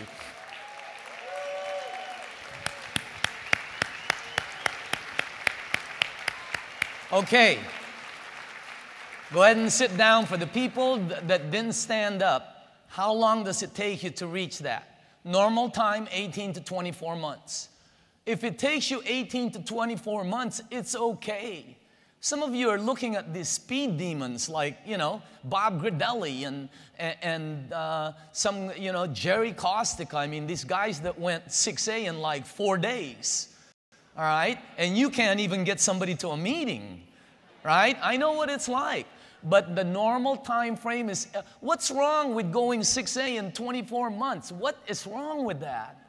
There's nothing wrong with that. 3 years even, okay? You're building a business. Fast track, less than 12 months. Boy, you got to have a solid game plan. You got to have a team. You got to have commitment, consistent, focused. I mean, 12 months, that's like lightning speed, okay? You just, and then the people who do it in 6 months, I wouldn't even be looking at 6 months or less. That takes a lot of luck. You got to be moving into this program with an organization, you know? So again, ABC, 18 to 24 is the one I would pick. Hey, if you can do it in 12 months, wow. But somebody asked me once when I first got started here, how long does it take an average person to become a 6A? There's your answer. Never.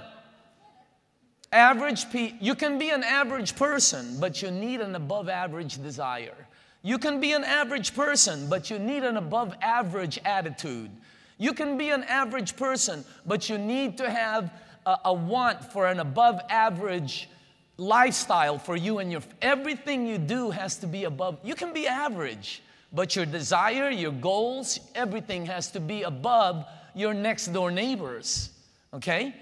What are the most important areas of my business? You're the only one that controls the key. We all have the same tools.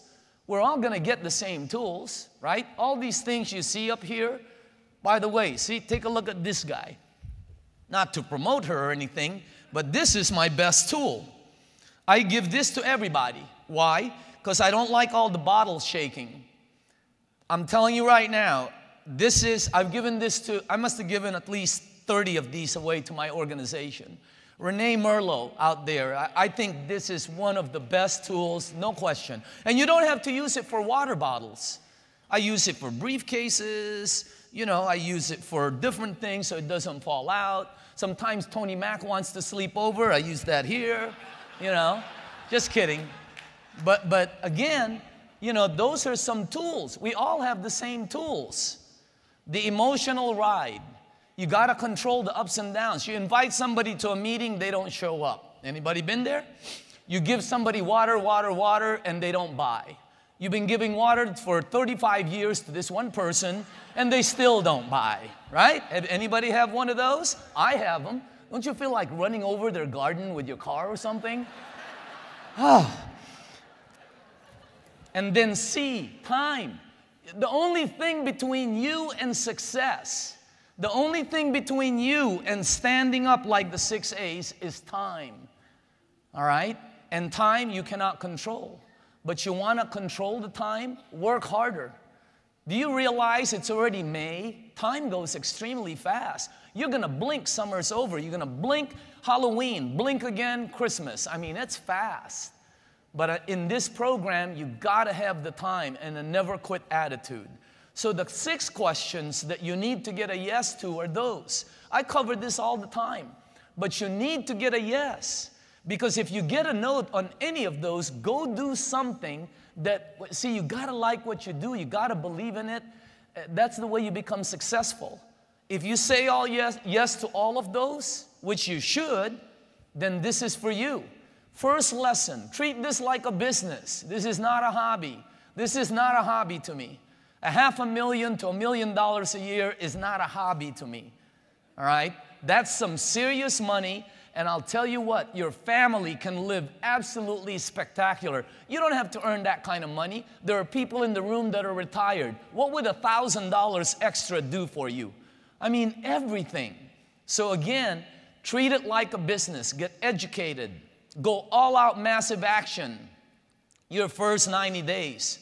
I have people in the room that I work with. I go all out massive. I'm at their house delivering water. You can ask any of them. I'm delivering 40 bottles sometimes, you know. But you got to have all out massive action, because if you dilly-dally with this thing, it's going to give you dilly-dally money.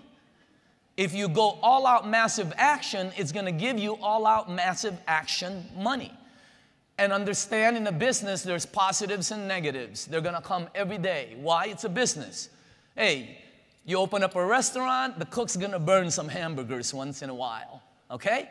So it's a business. And then learn to do the basics. We show you, share the product, share the opportunity, sell the events. Those are the things you have to be an expert on, and commit to making it happen.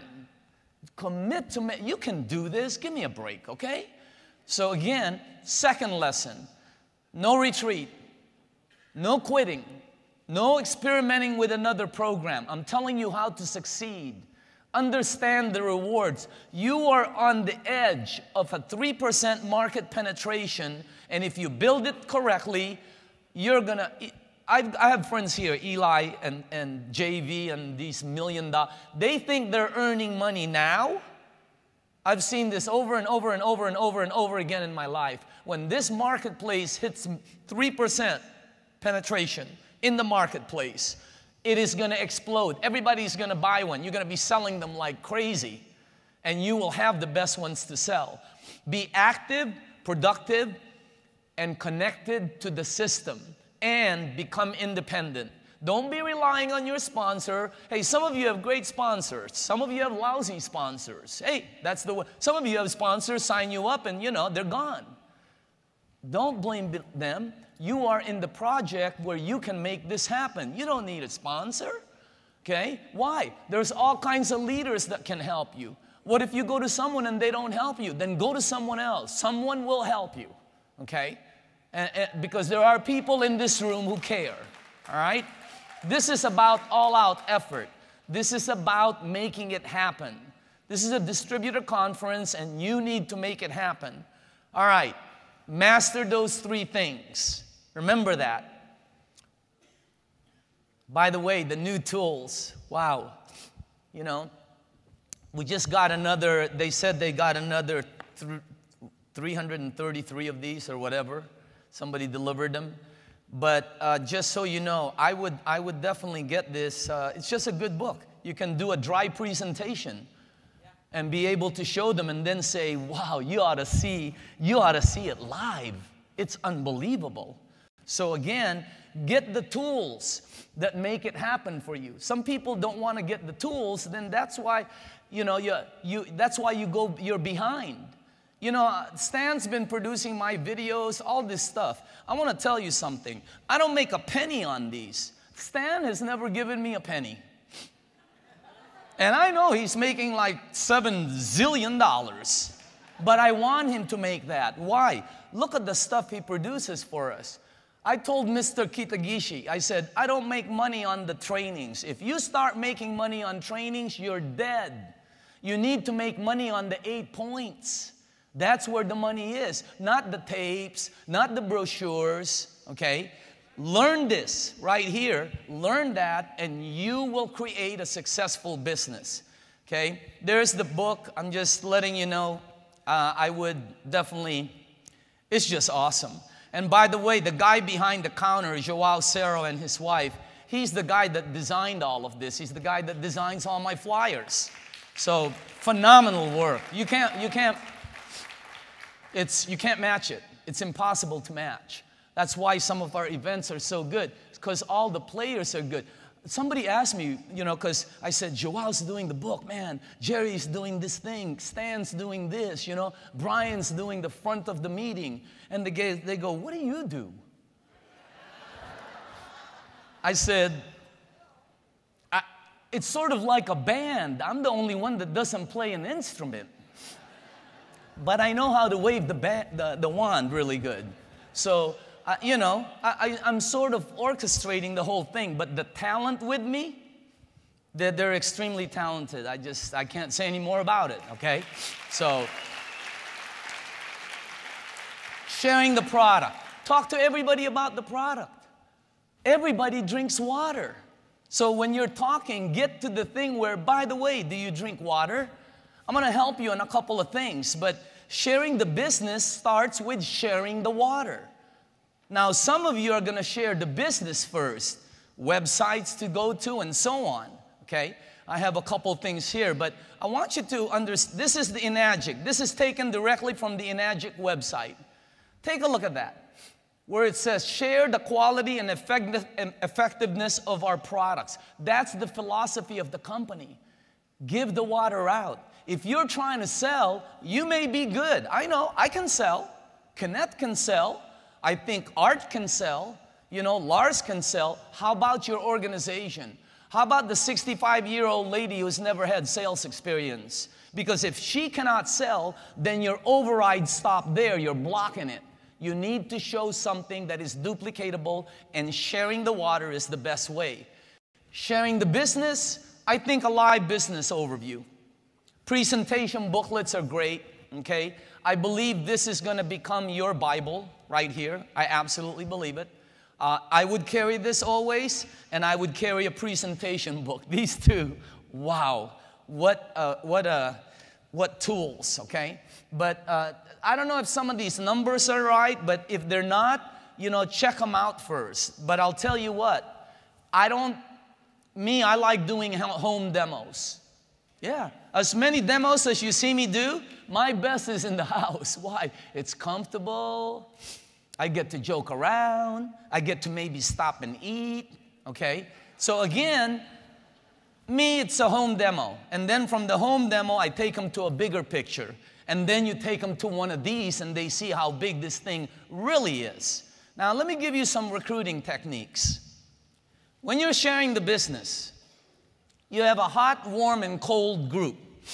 Okay, hot, friends and family. Warm, acquaintances, people you know, the guy at the cleaners, the guy at wherever, at the bank. Cold, you don't know them at all.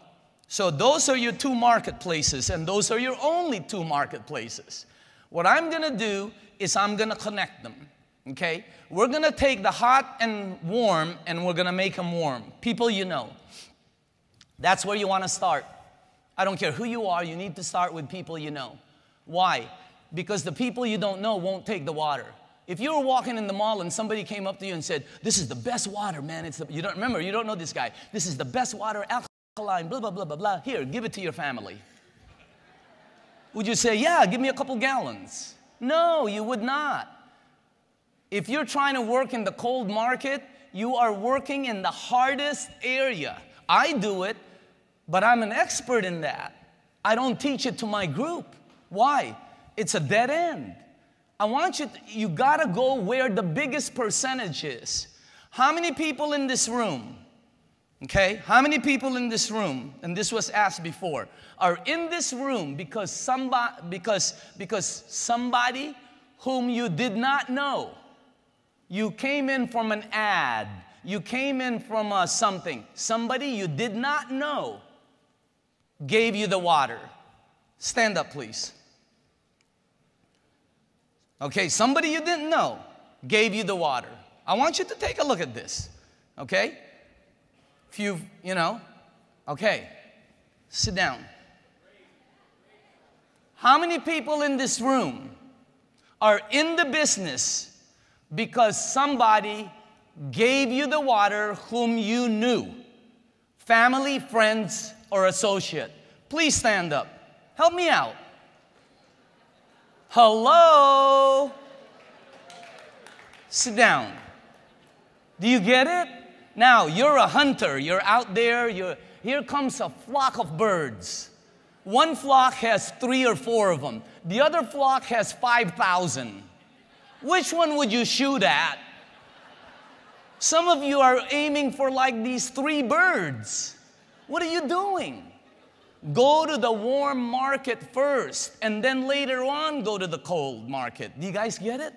okay? Because the warm market is duplicatable. Get a success list. I make a list all the time. I'm on that list all the time. And I call them. First 10, business-minded. Second 10, friends and family. That's where you practice, right? Because on the second 10, you can make mistakes. You can make all kinds of mistakes, and they'll still buy, right? Hello, Mom. Again, that's the one you want to go to with the friends. And then the remaining, anyone who drinks water. And you need to identify your leaders. Work the numbers. There's a tape called out. You guys have heard the Jim Rohn, some of you, right? His average is 3 out of 10. Jim Rohn, that's his average.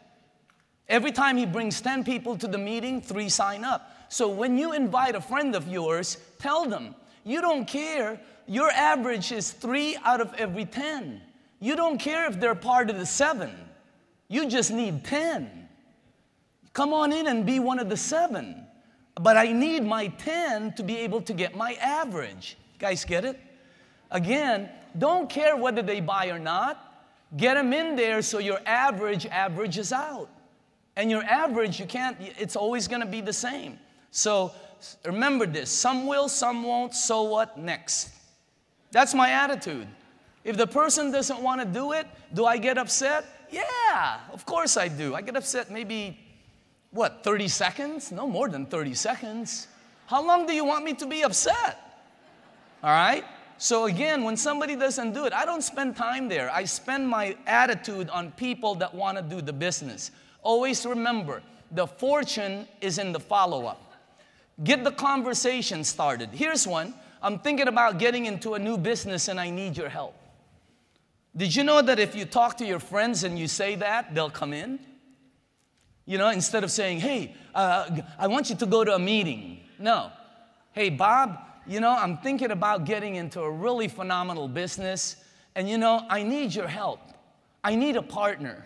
Or I need an opinion. I'm thinking about getting into this business. And before I spend some money, I just need a second opinion. Can you come with me and just tell me, you know, what your opinion is? Because I respect it.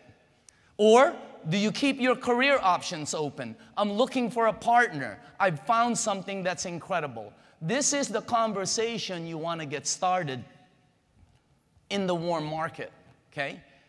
By the way, you always follow it up with, do you drink water? Hey, I'm getting into this new business, and I just need your help. As a matter of fact, I'm looking for a partner. You might not be interested, but I need your opinion. Bob, I just want to show you something. By the way, do you drink water? Wow.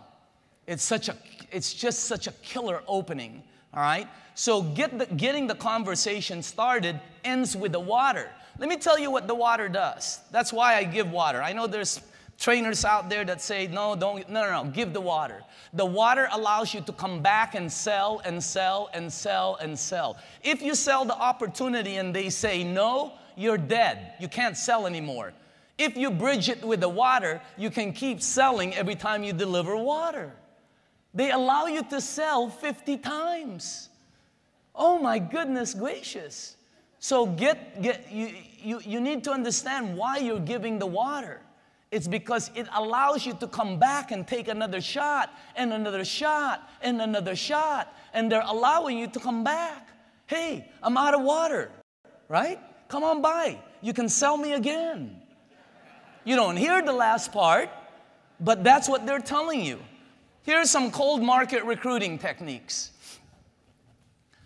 In your cold market ads, if you're going to post an ad somewhere, I'm going to go into the cold market, make the headline, that's what catches their eye. A lot of people don't know what this is right here. This is a flyer that we created. I think they're selling out there for $20 for a pack and $30 for the 2 different packs. I always keep this with me. Why? Because sometimes I see somebody out there and I don't have time to talk to them. Sometimes I see somebody at the mall. I don't have time to talk to them, right? And they don't have time to talk to me. So I say, you know, you're really sharp. Do you keep your career options open? Yeah. Listen, I don't have time right now. But here, check this out. And it says, attention, stop, look, read. entrepreneurs, business owners, direct sales pros, organization leaders, home-based business individuals, and motivated go-getters. Do you keep your career options open? Are you looking for a great project with very high income potential? Do you have any experience in building businesses, direct sales, training, management, or organization, leadership? We want to talk to you. We will train. We offer 37-year-old rock-solid company, offices worldwide, health and wellness industry. Start immediately, now. Phenomenal support system, 50 to 100K first-year potential, long-term project. And I tell them, I don't have time, go to this website and take a look at it. It's an 8-minute website, 8 minutes. You have to follow up on it. It's 8 minutes. Now, when you see this, it's going to have an email there, because we can't remove that, we use it. But we use that in the Newport Beach area. So wherever you're using them, tell them, you have to follow up. You give them your card, they give you their email. How about if you go into a business place? You know how many businesses out there are starving? Go in, look for an owner and say, by the way, are you the owner? Let me ask you something. If I could show you how you can add something here that would add another profit center to your already existing business, would that interest you? I don't have time right now, but here. And go to that website. Okay? I'll check back with you in a couple days. Is this your card? And then when I'm leaving, by the way, do you drink water? Okay, great. This allows me, I passed 6 of them out today in the hotel. And I know I have people in here because of this ad. Okay? So again, make sure that you understand these are tools that you use. How are you going to compete with me when I have this and you're trying to rap with somebody in the mall? How are you going to compete with me when I'm passing 20 of this out, when it takes you 5 days to talk to one person and they say, no, I'm not interested? You can't compete. It's impossible. What I'm trying to tell you is the tools we're providing is to get this program to I'm interested in 5,000 sales in the U.S. space. I told them I'm gonna help you do that. I'm excited about that. Okay. So these are the flyers. Stop. You found it. These are some of the ads. Whenever you do an ad like this right here, for example, in the Craigslist ad, the headline is the most important thing. I've been in this a long time. I've spent at least $500,000 on running ads. I know what I'm doing here. And I'm telling you, the first part, the looking for leaders, that's the first thing they see. If that doesn't catch them, they won't read the rest. This is phenomenal stuff for you that you can use. And it's gonna, wow, major company expand, same ad. Look at that. All we did was, there, look at this one. Somebody looking, you know, I mean, it's unbelievable. And by the way, when I find somebody, okay, and they ask me, do I have to spend any money? No, you don't. I'll give them the bottles. I'll give them everything. I pay them a commission. I already told you the way I do that. And then I show them the marketing plan. I say $285, $285, $570. Now remember, I'm giving them $500 a sale. $285, $285, $570, and you don't get the overrides. I've never had one person say, I'll take the $500. Every one of them goes, there's a light bulb that goes in. Oh, wow. Distributor immediately. So I'm just trying to show you some of the things that we do. These flyers are absolutely phenomenal. They'll help you out. If you want to use them, that's up to you.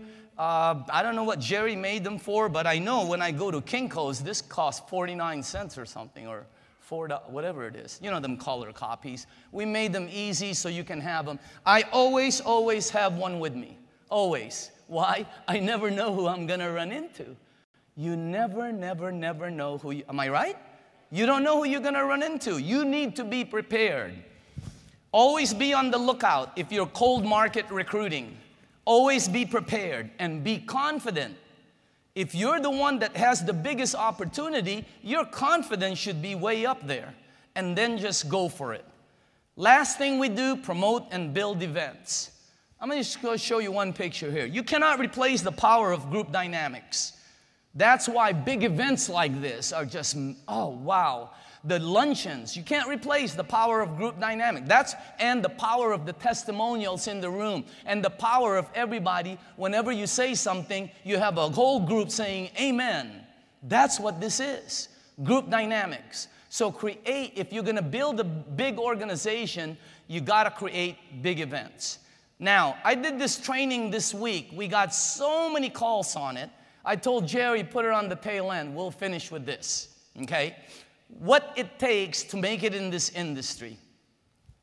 You need to listen and learn and be open-minded on some of the things that you feel might not work. Here's what you think, okay? How much are you making, and how much is that person who's advising making? If you're earning less, then listen to that person. That's what you do. You know, Tony Robbins, right? Look for somebody who already has what you want. Find out what they're doing, do the same thing, you'll get the same results. All right? So listen and be open-minded to the advice. Second, take notes. Taking notes makes you don't want to take notes because none of you are going to go back to the notes. Some of you will, maybe 1%. But taking notes makes you remember it. Whenever you take notes, you remember. Next, go over your notes and apply what you've learned. Don't be changing it. You just got a cookbook. Don't be changing the ingredients. Okay? Next, no quit, no retreat, forward. This is what it takes to make it in this industry. Remember, you must initiate your own momentum. If you're going to earn what some of these people are earning, you need to initiate your own momentum. You got to make it, you need to do it on your own. You can't be counting on everybody and your team and your mom and your dad and your brother. No, you're going to do it because in the end, you're accountable to you, okay? And if you want to know how many best friends you have, go and try and borrow $5,000. Yeah, try and borrow one from one of your best friends or your best relative. Try it. You'll find out. This is your business. You initiate your own momentum, okay? Be accountable to you. It's solid commitment by you, for you. You're going to do this for you because you represents fixing everything around you, your family, your finances, everything. Wow. And remember the time and effort chart. It's going to take you time. Some of you are going to take a lot of time and no money. Anybody do that? I had one lady call me up last week. I've been in this thing 2 months, 2.5 months. I haven't gotten a sale. Just freaking out, okay? Which is what everybody does. But see, in the beginning, there's no money. You're giving out water. I mean, anybody, nobody's buying. But as you move forward, you get better. And then your time becomes less and the money becomes more. And then your time becomes spending time in your house. I'm basically retired. I'm at home all the time. And I go to meetings, yeah, but the only reason I go to meetings is because I want to be there, all right? I don't do banks on Fridays. I don't do lunch at 12 o'clock. I don't do traffic. I mean, why would you want to do that when you have something this good? Take the time to build this, okay? Give it time to develop is what I'm telling you. How to build. Are you building foundation or framework? Some people don't even know. Okay? What materials are you using? You got to use live materials because there's 3 types of people in this business. Live ones, the ones that are excited, a lot of you. When you sign up somebody, you know when they're excited. They're at the meeting before you, right? They want us demo right now. These people are excited. Then there's the wounded. The people who, they talk a lot. Oh, I'm going to do this for you. I'm going to be 6A in 4 minutes. Oh, just sit back. I'm going to make you a lot of money. The gates goes up and the horse dies. Signed up any of them? Okay, we're together here. And then there's the walking dead. These are distributors of record that show no sign of life. You call them, no one answers. You text them, they don't text back. You ask them to go to a meeting, they don't appear. They're already dead. It's just that they're not buried yet, but they're dead, okay? You want to work with live ones. And for some of you, if that means shaking up your distributorship, go do it. Go home, shake up that blanket and say, I'm tired of dragging you, okay? Where's your blueprint? Get a blueprint. Put some circles and squares in your day timer and fill it up. I have it. I have real, because you have to have a blueprint. The blueprint motivates you to fill up the circles. Some people don't want to do a blueprint because they don't want to know how bad they're doing. I have a blueprint, and sometimes I put it in my closet where it hits me every time because I want to know about it. Are you building width or depth? Remember this: width for profits, depth for security. Ask any of the people that are getting bonuses. Width for profit, ask anybody who's getting daily checks. Width gives you daily checks. Depth gives you the bonus security, okay? And when is your job finished with somebody? In other words, you can't, when is your job finished with somebody? I mean, your son's 58 years old. They got to move out someday. All right? Again, when is your job finished? Here, there's your framework. There's your blueprint. See the first? That's your foundation. You want to build the strength and stability of your organization is dependent on those green dots. It's your foundation. But you have to root them. Why? Because if you don't root them, let's say under number 1, you give them water. And you don't tell them to give water to their friends and you're not helping them. If you lose number 1, the whole lane dies. I have somebody who I sponsored, came in off of an ad. He did pretty good, sold about 6, 7 machines, and then died. I haven't seen him in a while. If I wouldn't have root levels, I wouldn't have picked up Lars Jacobson. And Lars is going 6A. No question about it. Is Lars here? How many people did you bring here today? 40. 40. What if I didn't root the level? The 40 is gone. So you need to root behind your people. Don't be thinking that number 1 is going to be there forever and ever. Amen. It might not. So you got to go below them. And what a best time to go. It's easier for you. You get paid the same.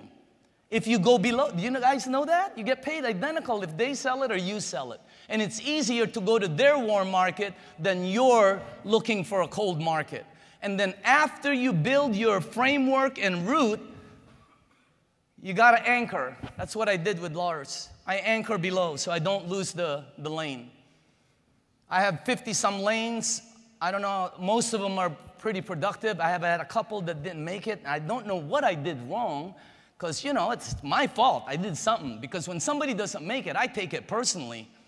They start going out there and saying, yeah, I work with Daniel Dimacale. I made no money. Don't be passing that around. Okay? Anchoring, rooting levels. You got to go below, and then you got to go sideways and duplicate. You don't have to root every level. You don't have to root every, you just have to have people below them just in case that person leaves. Key points. Your primary goal. You're here to build an organization that's stable, productive, without your supervision. Isn't that the game plan of a business? You want to build profits while you're in Hawaii. That's the key here. You don't want to make profits while working to make profit. No. You want to build a big organization that can function without you. The stability, strength depends on your foundation and how you root. Use the finest materials, root and secure, then move on and continue to build. Once that person is moving, move on and continue to build. I'm going to show you how to build a massive production. First, understand, this is a journey. There's no destination. There is no, ask any of the top guys, what is their destination? No, success is a journey, okay?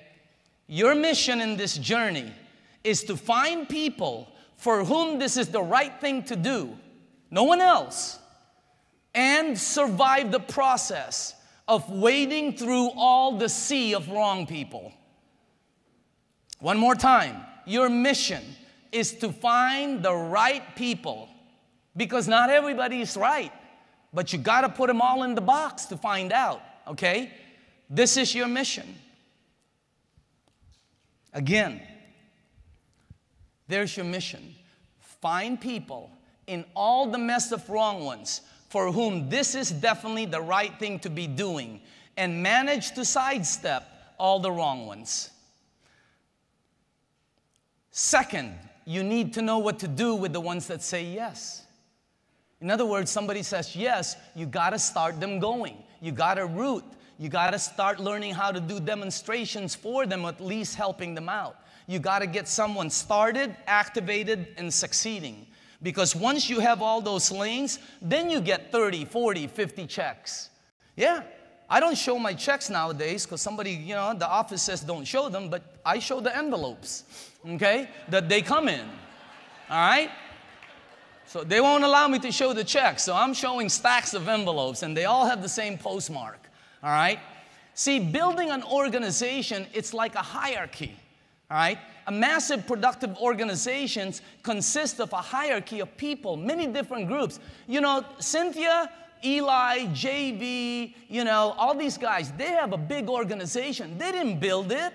They have a bunch of small ones. It's sort of like, their organization is made up of big and small ones. Same with mine, okay? Example, the Pope. The Pope doesn't go everywhere, no. He's got his bishops, they got their cardinals, they got their priests. That's what it is. It's a bunch of little groups, all right? And some of them are big groups, some of them are small groups. That's okay. Same with a big company. The president does not handle everything, and you need to learn how to do that. So in the military, the general doesn't work with the private. No, they work with the leaders, okay? Same with government. So in building your organization, you need to build a bunch of small ones, okay? Let's study I want to show you this is the evolution of the largest organization that I know.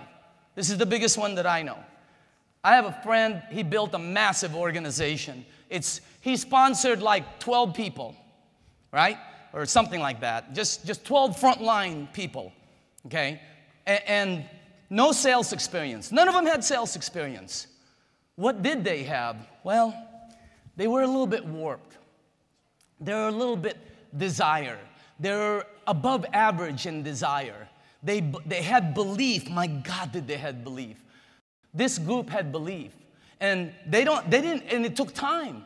These people didn't have what you guys have. You got iPads and cell phones and text messages. They had no equipment. This guy built the largest organization in the world. He had no technology. And and today, you guys have more contact power than my friend had. You guys have more everything. And the 12 people he signed, not all of them made it. So it's okay. One of them didn't make it, right? So only 11 of them made it. My friend has a long robe, long hair, beard.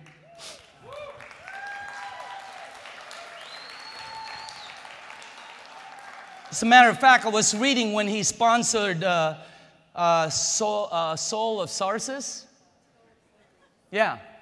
You know how the guy was riding, he didn't believe it, and he had to knock him off his horse and blind him, right? Now, I know we don't have those kind of recruiting powers, but, look what happened with this organization. It's the largest in the world, okay? And they went through village to village, and if they got caught, they were killed. Wow. If you get caught, you don't even get wet. So again, top builders. I have a lot of friends in the industry. Some of them are neighbors of mine. I have a lot of friends that earn $500,000-$600,000 a month. And Cynthia, JV, you guys know you're going there. That's an amazing amount of money. A lot of things you can do with that, by the way, okay? But let me give you the common elements of some of my friends. Jeff Roberti, Doran. They're focused on one project. One. Very hard to do two projects and succeed. Very hard to play baseball and football. It might be done, but by only one athlete that I know of. Very, very hard to be in like 2 or 3 marriages. I mean, it just doesn't work. You know, you got to make excuses here. You got to eat dinner, lunch, breakfast. One, very hard to do two religions. Very, very hard.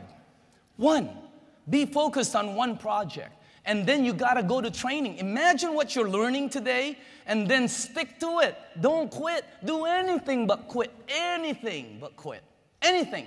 You can do anything but quit. Quitting is not an option here. And if you have that kind of mentality, you will really build, okay? So let me ask you something. Would you be willing in the next 1, 2, 3 years to work hard, follow the Enagic program, and would you be willing to do that? Would you be willing to go out and just, you know, do some of the things that you probably are uncomfortable doing? Me passing out water, I was a CEO of a company. Passing out water but I was having fun, and I'm willing to do what it takes. My friend Romy Verdera made over $1 million. Hey, if I got to give water to make that, I'm in. Okay? Can you see it? I know you hear all these stories about people who are doing it. You know, Tony Mack, who started flat broke, Bob Richardson, who was living in his car. I'm telling you, can you see it? Okay? I mean, it's a great story, but I'm going to tell you, the story is good, and it does happen, and it can happen to you. People do succeed. Look at all the people that succeed. People do succeed, and you can succeed. Then why do so many fail? Well, what if you got the wrong training? What if you got the wrong directions? Let me tell you what happens when you get the wrong training or wrong directions. You ask again. If you're at Disneyland and you ask where the Mickey Mouse Peter Pan ride is, they give you the wrong directions. What do? Go home? If you're at the mall, you ask somebody, hey, by the way, where's you know, one of these shops, right? And have you ever gone the wrong direction? I've been in a mall and I got the wrong direction from a guard. He didn't know what he was talking about, you know. He didn't know if it was C's or Godiva, right? I asked for Godiva from Mrs. Oshiro, and where does he bring me to? C's. I've gotten the wrong direction. I did not pack up my bag and go home. What do you do when you get the wrong directions? Ask someone else. It's so simple. What do you do when you get the wrong training? Ask somebody else to train you. Go to the other trainings. That's why all the trainings are good, just so you know. I think because you learn the good and the bad. You learn the real and the not real. That's what you need to know, and you got to know them to be able to protect your guys and give them advice, okay? Who to pick? Let me give you this. What are the odds? See, this is what they don't train, you know? What are you talking about the puke set? What do you say? Here, the odds. 70, 90% going to be wrong ones. Don't get me wrong. Everybody will get the water. But you're going to have 10 to 30%. I sponsored 56 people. 17 of them are 6As. Front line. 2 positions. Okay? That's about 1 out of 3. 30%. You're going to have 30%. I don't care who you are, how good you are. They're the wrong ones. So what do you do with the wrong ones? Okay? The number one trick to making it in this business is to last long enough to find the right ones. The number 2 trick, you need to find it in this lifetime, okay? So you guys gotta move. You need to move. Hey, McKnight, Dr. McKnight said, move, here, move. So again, there's the number 1 trick and there's the second trick. You need to do it now. Some of you need to do it this year, right? Some of you want to do it this year. The wrong ones, the puke set. That's the number 1 Did you hear him? He said that he got advice. The number 1 thing, by the way, that's the number 1 reason why people fail, is because they listen to the wrong people. You know. You know the people, oh, you're never going to make it there. Oh, it's not a pyramid. You won't make money there. Oh, I know somebody who went there, they never made money. It's so funny. And then when you make money, oh, that's my boy. I always knew he could do it. No, you didn't. You know?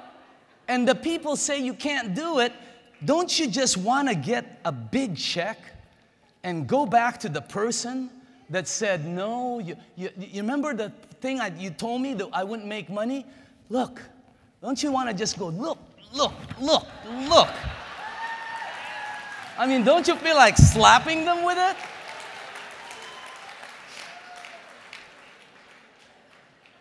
The best revenge is success. I'm just letting you know. It's the ultimate revenge, success, okay? The forever maybes. When somebody says maybe, move on. I'd rather have a no today than a no tomorrow. Obviously, I'd rather have a yes. But a maybe will kill you, because when you have one maybe, then you have one ball up in the air, then two, then three, then four. Now you're waiting for one of them to come down. Some of you are doing that right now. Move on, the forever maybes. Oh, I'd rather have a no. Next, the wrong shoes. Maybe that's the wrong thing. So what do? It's like shopping for shoes. What do you do when you shop for shoes and it's the wrong color? You leave them what if it's the wrong price? What if it's the wrong style? Do you try and make it fit? No, maybe some of the people do, but no. You leave it right where it is. If it's the wrong shoe, leave them alone. If you go to your neighbor and they don't want to do this, then leave them alone. It's done. Go to the next one. They'll come back, okay? The do-nothings, right? The talk-a-lots. These are the wrong ones. The people, the excuse-em-asses, right? Okay, they got excuse. Oh, I got to do this. Oh, I got to go to the bathroom. I can't go with you to the meeting. You know, jeez. These are the wrong ones. You're looking for the right person. First law of organization building. Don't recruit anyone you have to drag across the finish line. As Jim Rohn says, you can help 1,000, but you cannot carry 3 on your back. You can't carry 3. If you have, some of you are pulling there's your team. Come on, yeah, get on. Go ahead, get on. You know, you're making them, you're pulling a whole truckload. Get rid of that truckload and tell people, I'll help you out, but you got to go. Come on, let's go. That's what you have to do. But I don't have any of those things. Go find some. They're all out there. They're everywhere. Look at how many are in this room. Look for your 4 aces and do that fast. Brand new people, you got to look for your 4 aces real fast.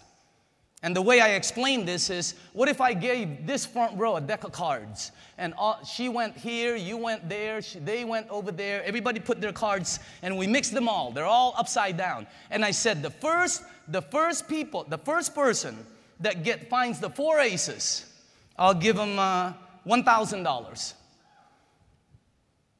How fast are you going to look for your 4 aces? What do you do when you turn up at 10? What do you do when you pick up a jack, a 4, a 3, right? Until, there's an ace. Won't you go? That's what you need to do here. All out massive action. Some of you find a 3 and you go, I just know this is an ace, and you bring your magic marker. I know Bob is, I know he's a 10. Bob is a 10, he's an ace. I know I'm looking at a 7. No, let the 7s do their 7s. Let the 4s do their 4s. Let the jacks do their jacks. But in the meantime, look for your 4 aces, okay? We've already talked about that. Second law, say no first. If you know they're not going to do it, hey, reverse it. Say no first. It'll preserve your attitude every time. Beat them to the punch. Because you're going, hey, Bob, I've been giving you water. What do you think? What do you think? What do you think? No. Hey, Bob, you know what? I've been giving you water for a while. I don't think this is for you. I really don't. As a matter of fact, I found a couple people that are going to do it with me. So, I'll check back with you later on, okay? Wow. He'll pick up that message and go, what? Say no first. Call up somebody and go, Bob, no. It'll make you feel better, okay? Preserve your attitude, because the person saying no to you brings you down. Say no first. And then, here's a good one. Sometimes, like, if I know Tony and I know Al Dorsey, I'll tell Al, I'll say, Al, you know, this is not for you, man. I don't think this will be for you. But, you know, Tony said he would go ahead and do it. So I'm going to try to see if Tony wants to do this. Now, remember, we both know Tony. And then if you decide to go in later on, I'll just put you under Tony and we'll still be cool. Watch what happens. You know, in other words, be thinking and preserve your attitude. Your winning trump card is a commitment to the end. Okay? I'd like to, right now, bring up some people because we want to close this out. These are the top of the top in the room. And can you please come up? If you've earned over $1 million, if you're a $1 million earner, please come up. We want to hear from you, and let's do this quickly.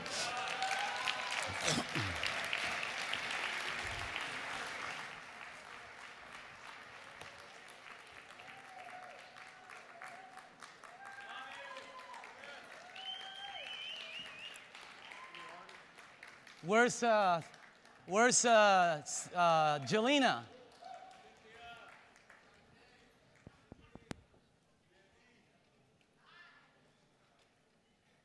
I remember the first time I saw this back in '89.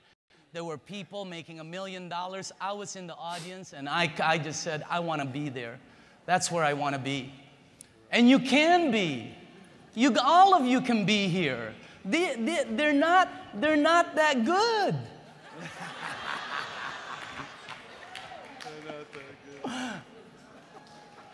By the way, you are looking at, you know, this is the generals. This is the admirals in the program, okay? So let's go, and I'm going to ask you some questions, all right? Here are some questions. First, here you go. Well, we have a lot of questions from the audience, but the first thing I'd like to do is I would like to ask, before I give you to the questions from the audience, I want to ask a personal question. And you're going to tell these people, and this has got to be factual, because you're saying it in front of several thousand. Bobby, are you pure enagic? I am 100% focused enagic. Dr. Dave? I'm enagic all the way and never did anything else. Romy, are you working any other program? No, I'm 100% pure enagic. I am and I always will be. JV, have you signed up in any other program? No, and I'm pure enagic for 7 years, and it's in my blood, man. Enagic is in my blood. Okay. Cynthia, are you cross-recruiting from these people at all? No. Yeah, it'll be on. No, I'm a 1,000,000% enagic, and I married enagic. Okay, wait a minute. She said no. Okay, you might have to share this. No. And I'm a 1,000,000% enagic, and I marry enagic. Enagic is my husband. I own enagic.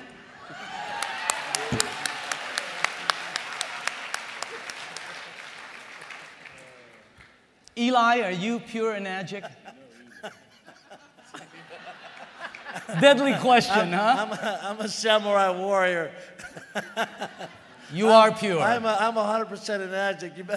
You better not try to cross-recruit anybody that I know about, because I'm a samurai warrior. Jelena? 100%. Are you pure enagic, and have you ever seen Eli sneaking into another meeting? No, I have not. And I am 1,000,000,000,000,000,000,000,000% enagic. And Cynthia, not only am I married to enagic, enagic are my children, my grandchildren, my great-grandchildren, my future family, and my family that's future before that. Petro. Blah, blah, blah. I love enagic. Okay.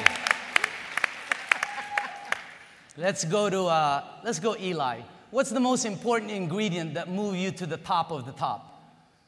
Persistence. 100%. I don't give up on people. I love people. I follow up, follow up. I follow up, I follow up, I follow up. And I'll call you 3 months from now, I'll call you 6 months from now, I'll call you a year from now, 2 years from now. I'll call you 5 years from now, and I'll say, hey, how you doing, man? I've been thinking about you. How's it going? Because I'm going to find that one moment when things are going bad for you. And then you're going to say, well, how are things going for you? And I'm going to say, That's true. you know, So persistence. On my this many million, on my... Persistence. Persistence. Okay?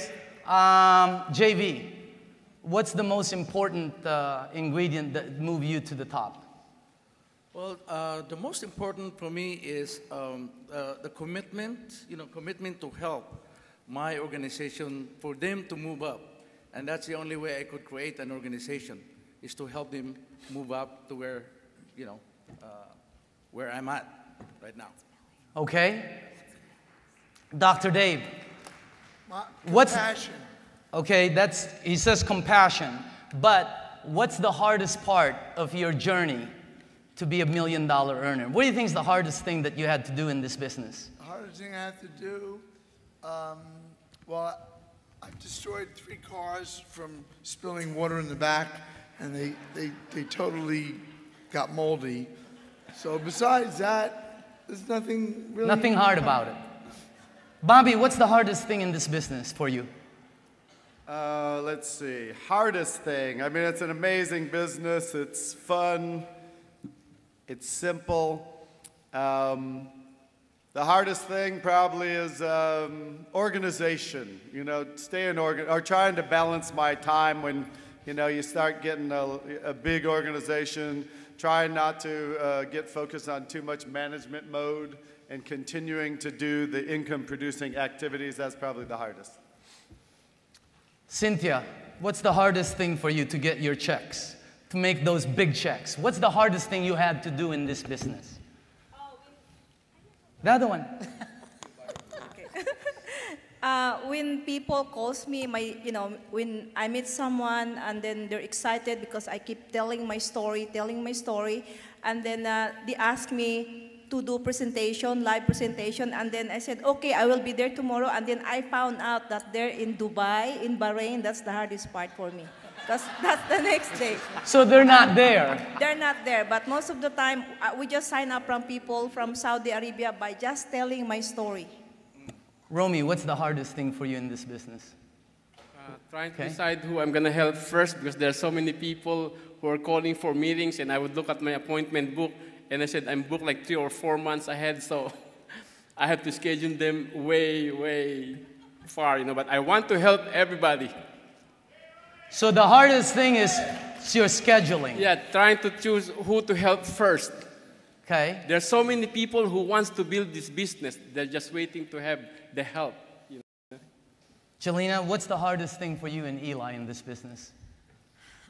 For me personally, I think one of the hardest things is is trying to understand why people don't see what we see. Why they just don't get it.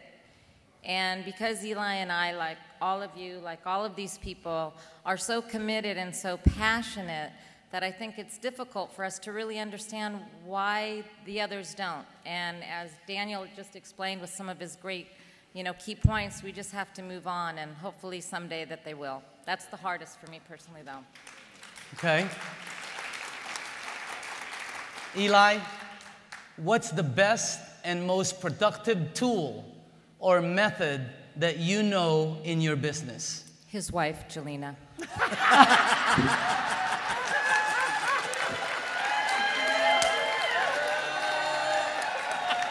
Good answer. I lead with my wife. I just lead with Jelena, brother. Okay. Let me repeat the question. Eli, what is the second best tool? The best and the... What is the best tool you know in the Enagic business for you? Well, look, you guys have to understand that we're different than any other company out there because we're product driven. We're not opportunity driven. We're not talking about the big house, the fancy car. I'm not saying that I don't talk about opportunity or lifestyle. I certainly do. But the best tool is the water. I lead with the water, and I talk about the water, and that's what captures their attention. When you say the word water, it's like saying love or God. I mean, it's like their favorite thing. If there's a commonality right away, and there's a common bond.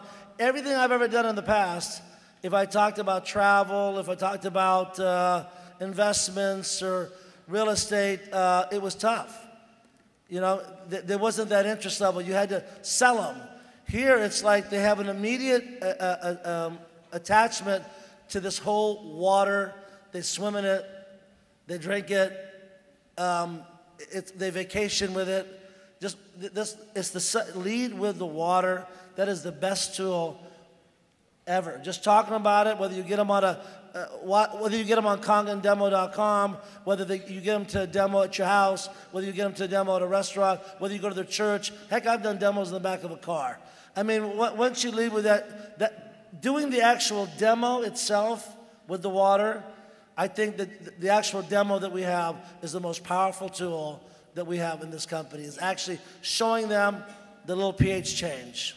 Okay. That's absolutely the best. JV, what's your most powerful tool that you've used to get you to the top of the business? My most powerful tool. Are those off? Borrow. Why are they off? Hold on. Maybe they don't like us. Maybe, there. See, it switched just now. You're turning it off. There. Yeah, you're turning it off. I told you they weren't that good. So, Daniel, see one thing that you hear. What's your most important tool? You don't have to be smart to be. But anyway, my most productive tool is doing home demos. Up to now, I'm still doing home demos. To me, that's very effective. Me too, home demos. I've been doing that, and I love doing it. Right. Yeah. Bobby, home demo. What's your most important tool? Might be different. Let's see, since I started my whole business and it exploded with a DVD and Kangen water. So those two are my two most important. So you give the water and then the information, the DVD. Right, two income-producing activities. Okay. Dr. Dave, what's your most productive tool that you've done in building? I would say a live demo and sharing the water. Live demo and sharing. See, Dr. Dave, he amazes me because he's a doctor. I'm a marketing guy. I'm supposed to do good in this business. When he went 6A, wow, I'm impressed. Hey, if you went into the hospital and I'm the guy operating, wouldn't you be impressed? Right. You know? That's what impresses me about him. Okay? So, Cynthia, what is your best and most productive tool besides an airplane? I do door-to-door presentation, and then I plug into your webinar, and then to weekly meetings, which I call now meeting, because if my people has a customer right now, if there is a meeting right now, we pick up the person and we sell it right away. Jelena, you guys do the business you do with Eli. I watch you guys. What do you feel that your most productive tool is? Wow. Well, obviously, the DVD, the water, but I think communication with your team, and just really understanding this product, what you're a part of, and having the compassion in your heart. And if your heart is beating, you have the most productive tool that's needed for this opportunity. And if you understand what you're a part of, you have it. Just go out there and go do it. The water, that's number one. So, okay. And stay plugged in. Romy, I heard when you first started, how many pH testers did you buy? I bought $200 worth of pH tester. Yeah. So you were going to turn everybody's water different Yes, colors. That was my most important tool, because when I joined 6 years ago, there were no other tools. There's no MyKangen tools, there are no English DVDs, everything was in Japanese. So that's the only tool that was available, and I bought $200 worth of them, and I was dropping that every single day. It took me 90 days of dropping that pH test to become a 6A first 100 sales. And I teach the same thing to everybody. So always carry that pH tester with you. Okay? All right. Let's go to the next one. Wow. This is a great question. Okay? JV, what's the biggest mistake made by new distributors, in your opinion? Wow. The biggest mistake. What do you see new people making a mistake? Well, I base it on myself when I started. You know, because I did a demo for 45 days. I make sure that I do demos 3 times a day, and for 45 days, I didn't make any sale. So it's about 120 demos. Then what I learned from that particular incident, you know, because what I did is I self-analyzed myself, what's going on. I mean, why it's, for 45, I mean, it's a good product, and, and so this is what I learned. Number one is that, because it's a warm market, it's my relatives, my friends, so this is what I found out, that relatives and friends, they love you, but they don't believe you. That's one. That's a good one. That's true. That's true, right? Okay. And number two, they could see through me because I really need the money. You know what I'm saying? They could see me and said, I want to close the sale, And so those are the 2 mistakes that I learned. So focusing on the money too much. Focusing on money too much, and I said to myself, wow, So after 45 days, I changed, my approach. I said, I got to put the mission before commission, and it works.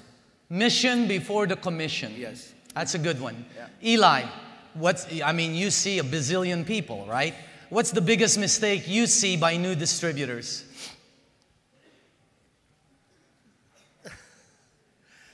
The biggest mistake is talking too much.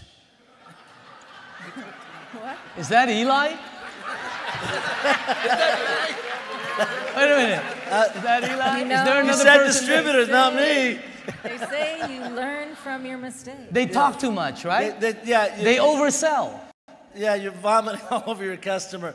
I learned how to use the system a long time ago. If I called you right now and I said, hey, listen, what are you doing right now? I need you to listen to something. I need 5 minutes. When you get off, I say, what's the best thing that you heard about that? They tell me. I say, hang on, you're in front of a computer? I want you to go look at CongandDemo.com. I want you to watch it. Call me right back. I didn't tell you anything, really. I can do that at a meeting local. What are you doing Tuesday night? I want to come by. I want to meet with you. I need 20 minutes. Just you and I, brother. I haven't said anything. So talking too much. The other thing, honestly, Daniel, is y'all are treating this like it's a hobby.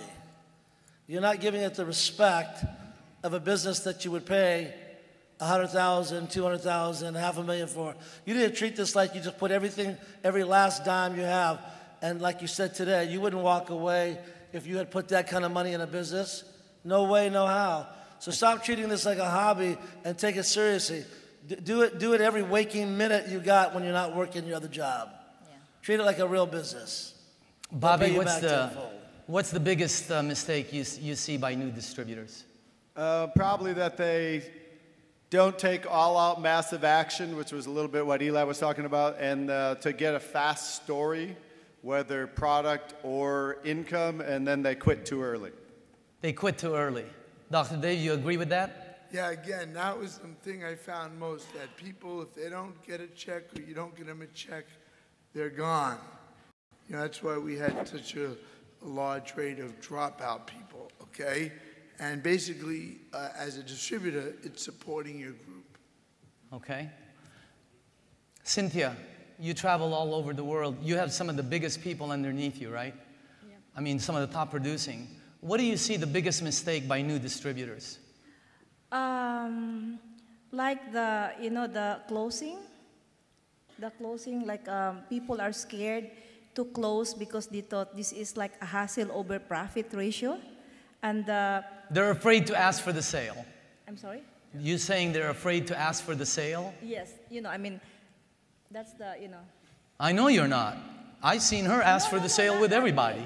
For me, no. My mistake is like when I install the machine, that's my biggest mistakes that like the white hose should be attached to the, acidic. I attach it to the acidic one. So my downline says like, Cynthia, I got a headache. I said, oh, don't worry, that's that's how do you call this? You're hydrated. That's the side effect. And then I went there, and then I found, my God, the gray one. He's drinking the gray one. That's my big mistake, because these two did not teach me. These two, they did not teach me how to install, how my machine, work. Because at that time, we have Japanese, BHR, BHR? We don't have BHS. We don't have those. We have the BHS. No, we don't have DVD. Okay. Guys are funny.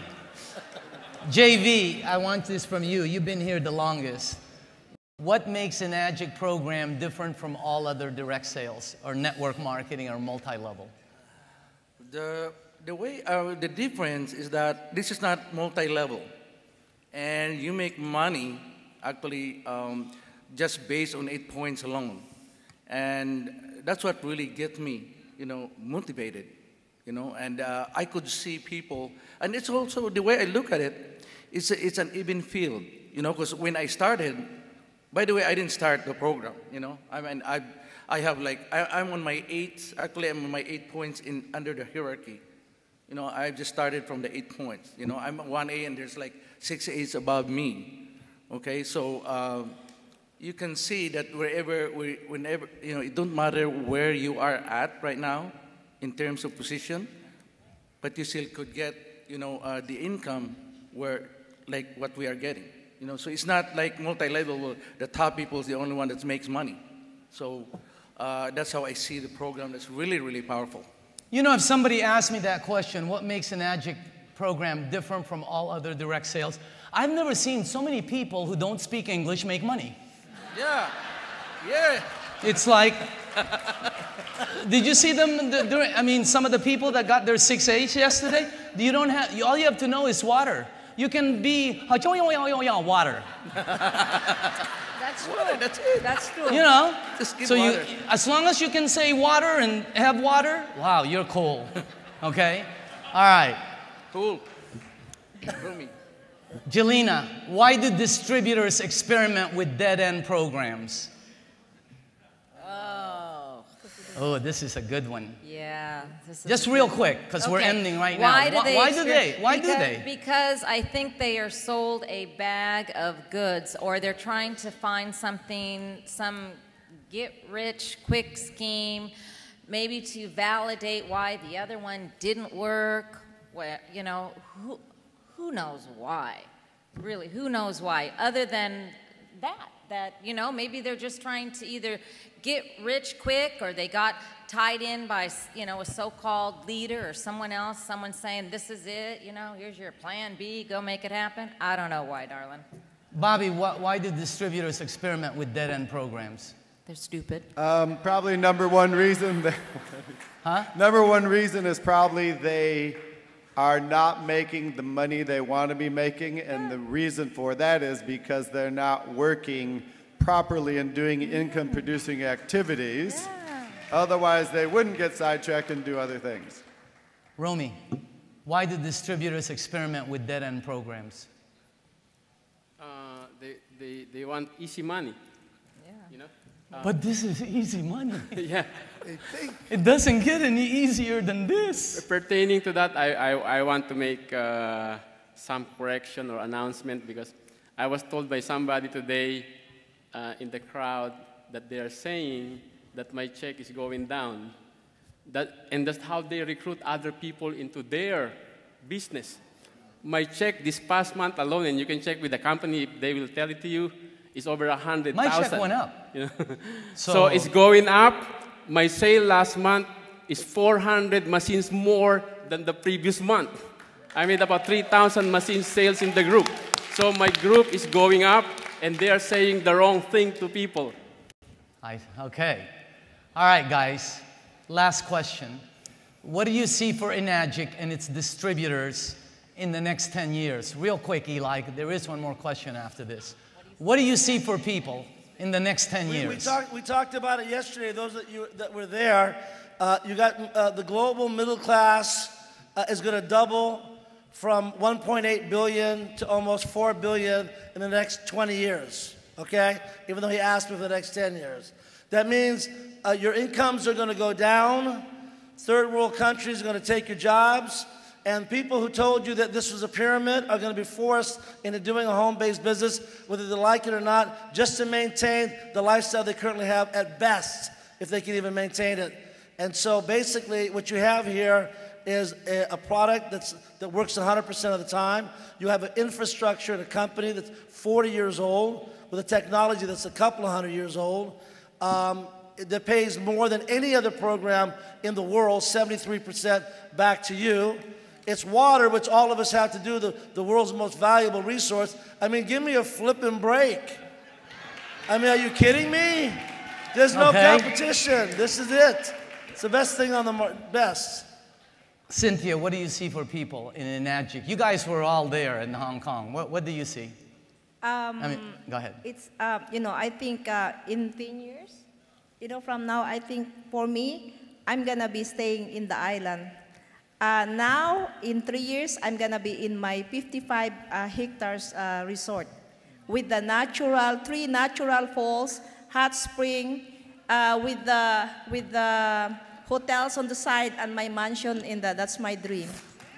And through Enagic, I'm going to make it. Dr. Dave, what do you see in Enagic the next 10 years? I see this going exponential in a few years. Like you say, we're at the 1.5% mark, but when we go through that curve upward, we're going to be just order takers. It's going to be insane. Oh, it's going to happen. I've seen it over and over. It's happening already. Okay. Bobby, what's your $1 million advice for everyone? Let's close this out. Real quick. $1 million advice. Just stay focused.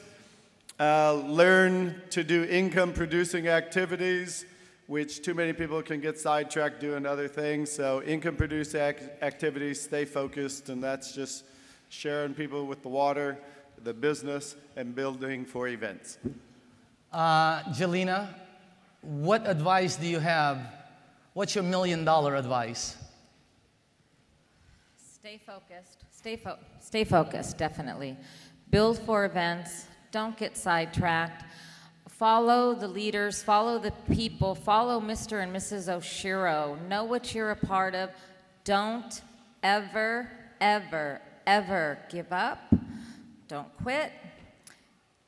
Keep your heart beating. Have the compassion in your heart. You are a part of a multi-billion-dollar company. We are on our way. You have the ability to touch hundreds and thousands and millions of lives in so many ways, and it's up to each and every one of you. So be a part of the global movement. Stay together, be united, and don't ever, ever give up on yourself or your dreams.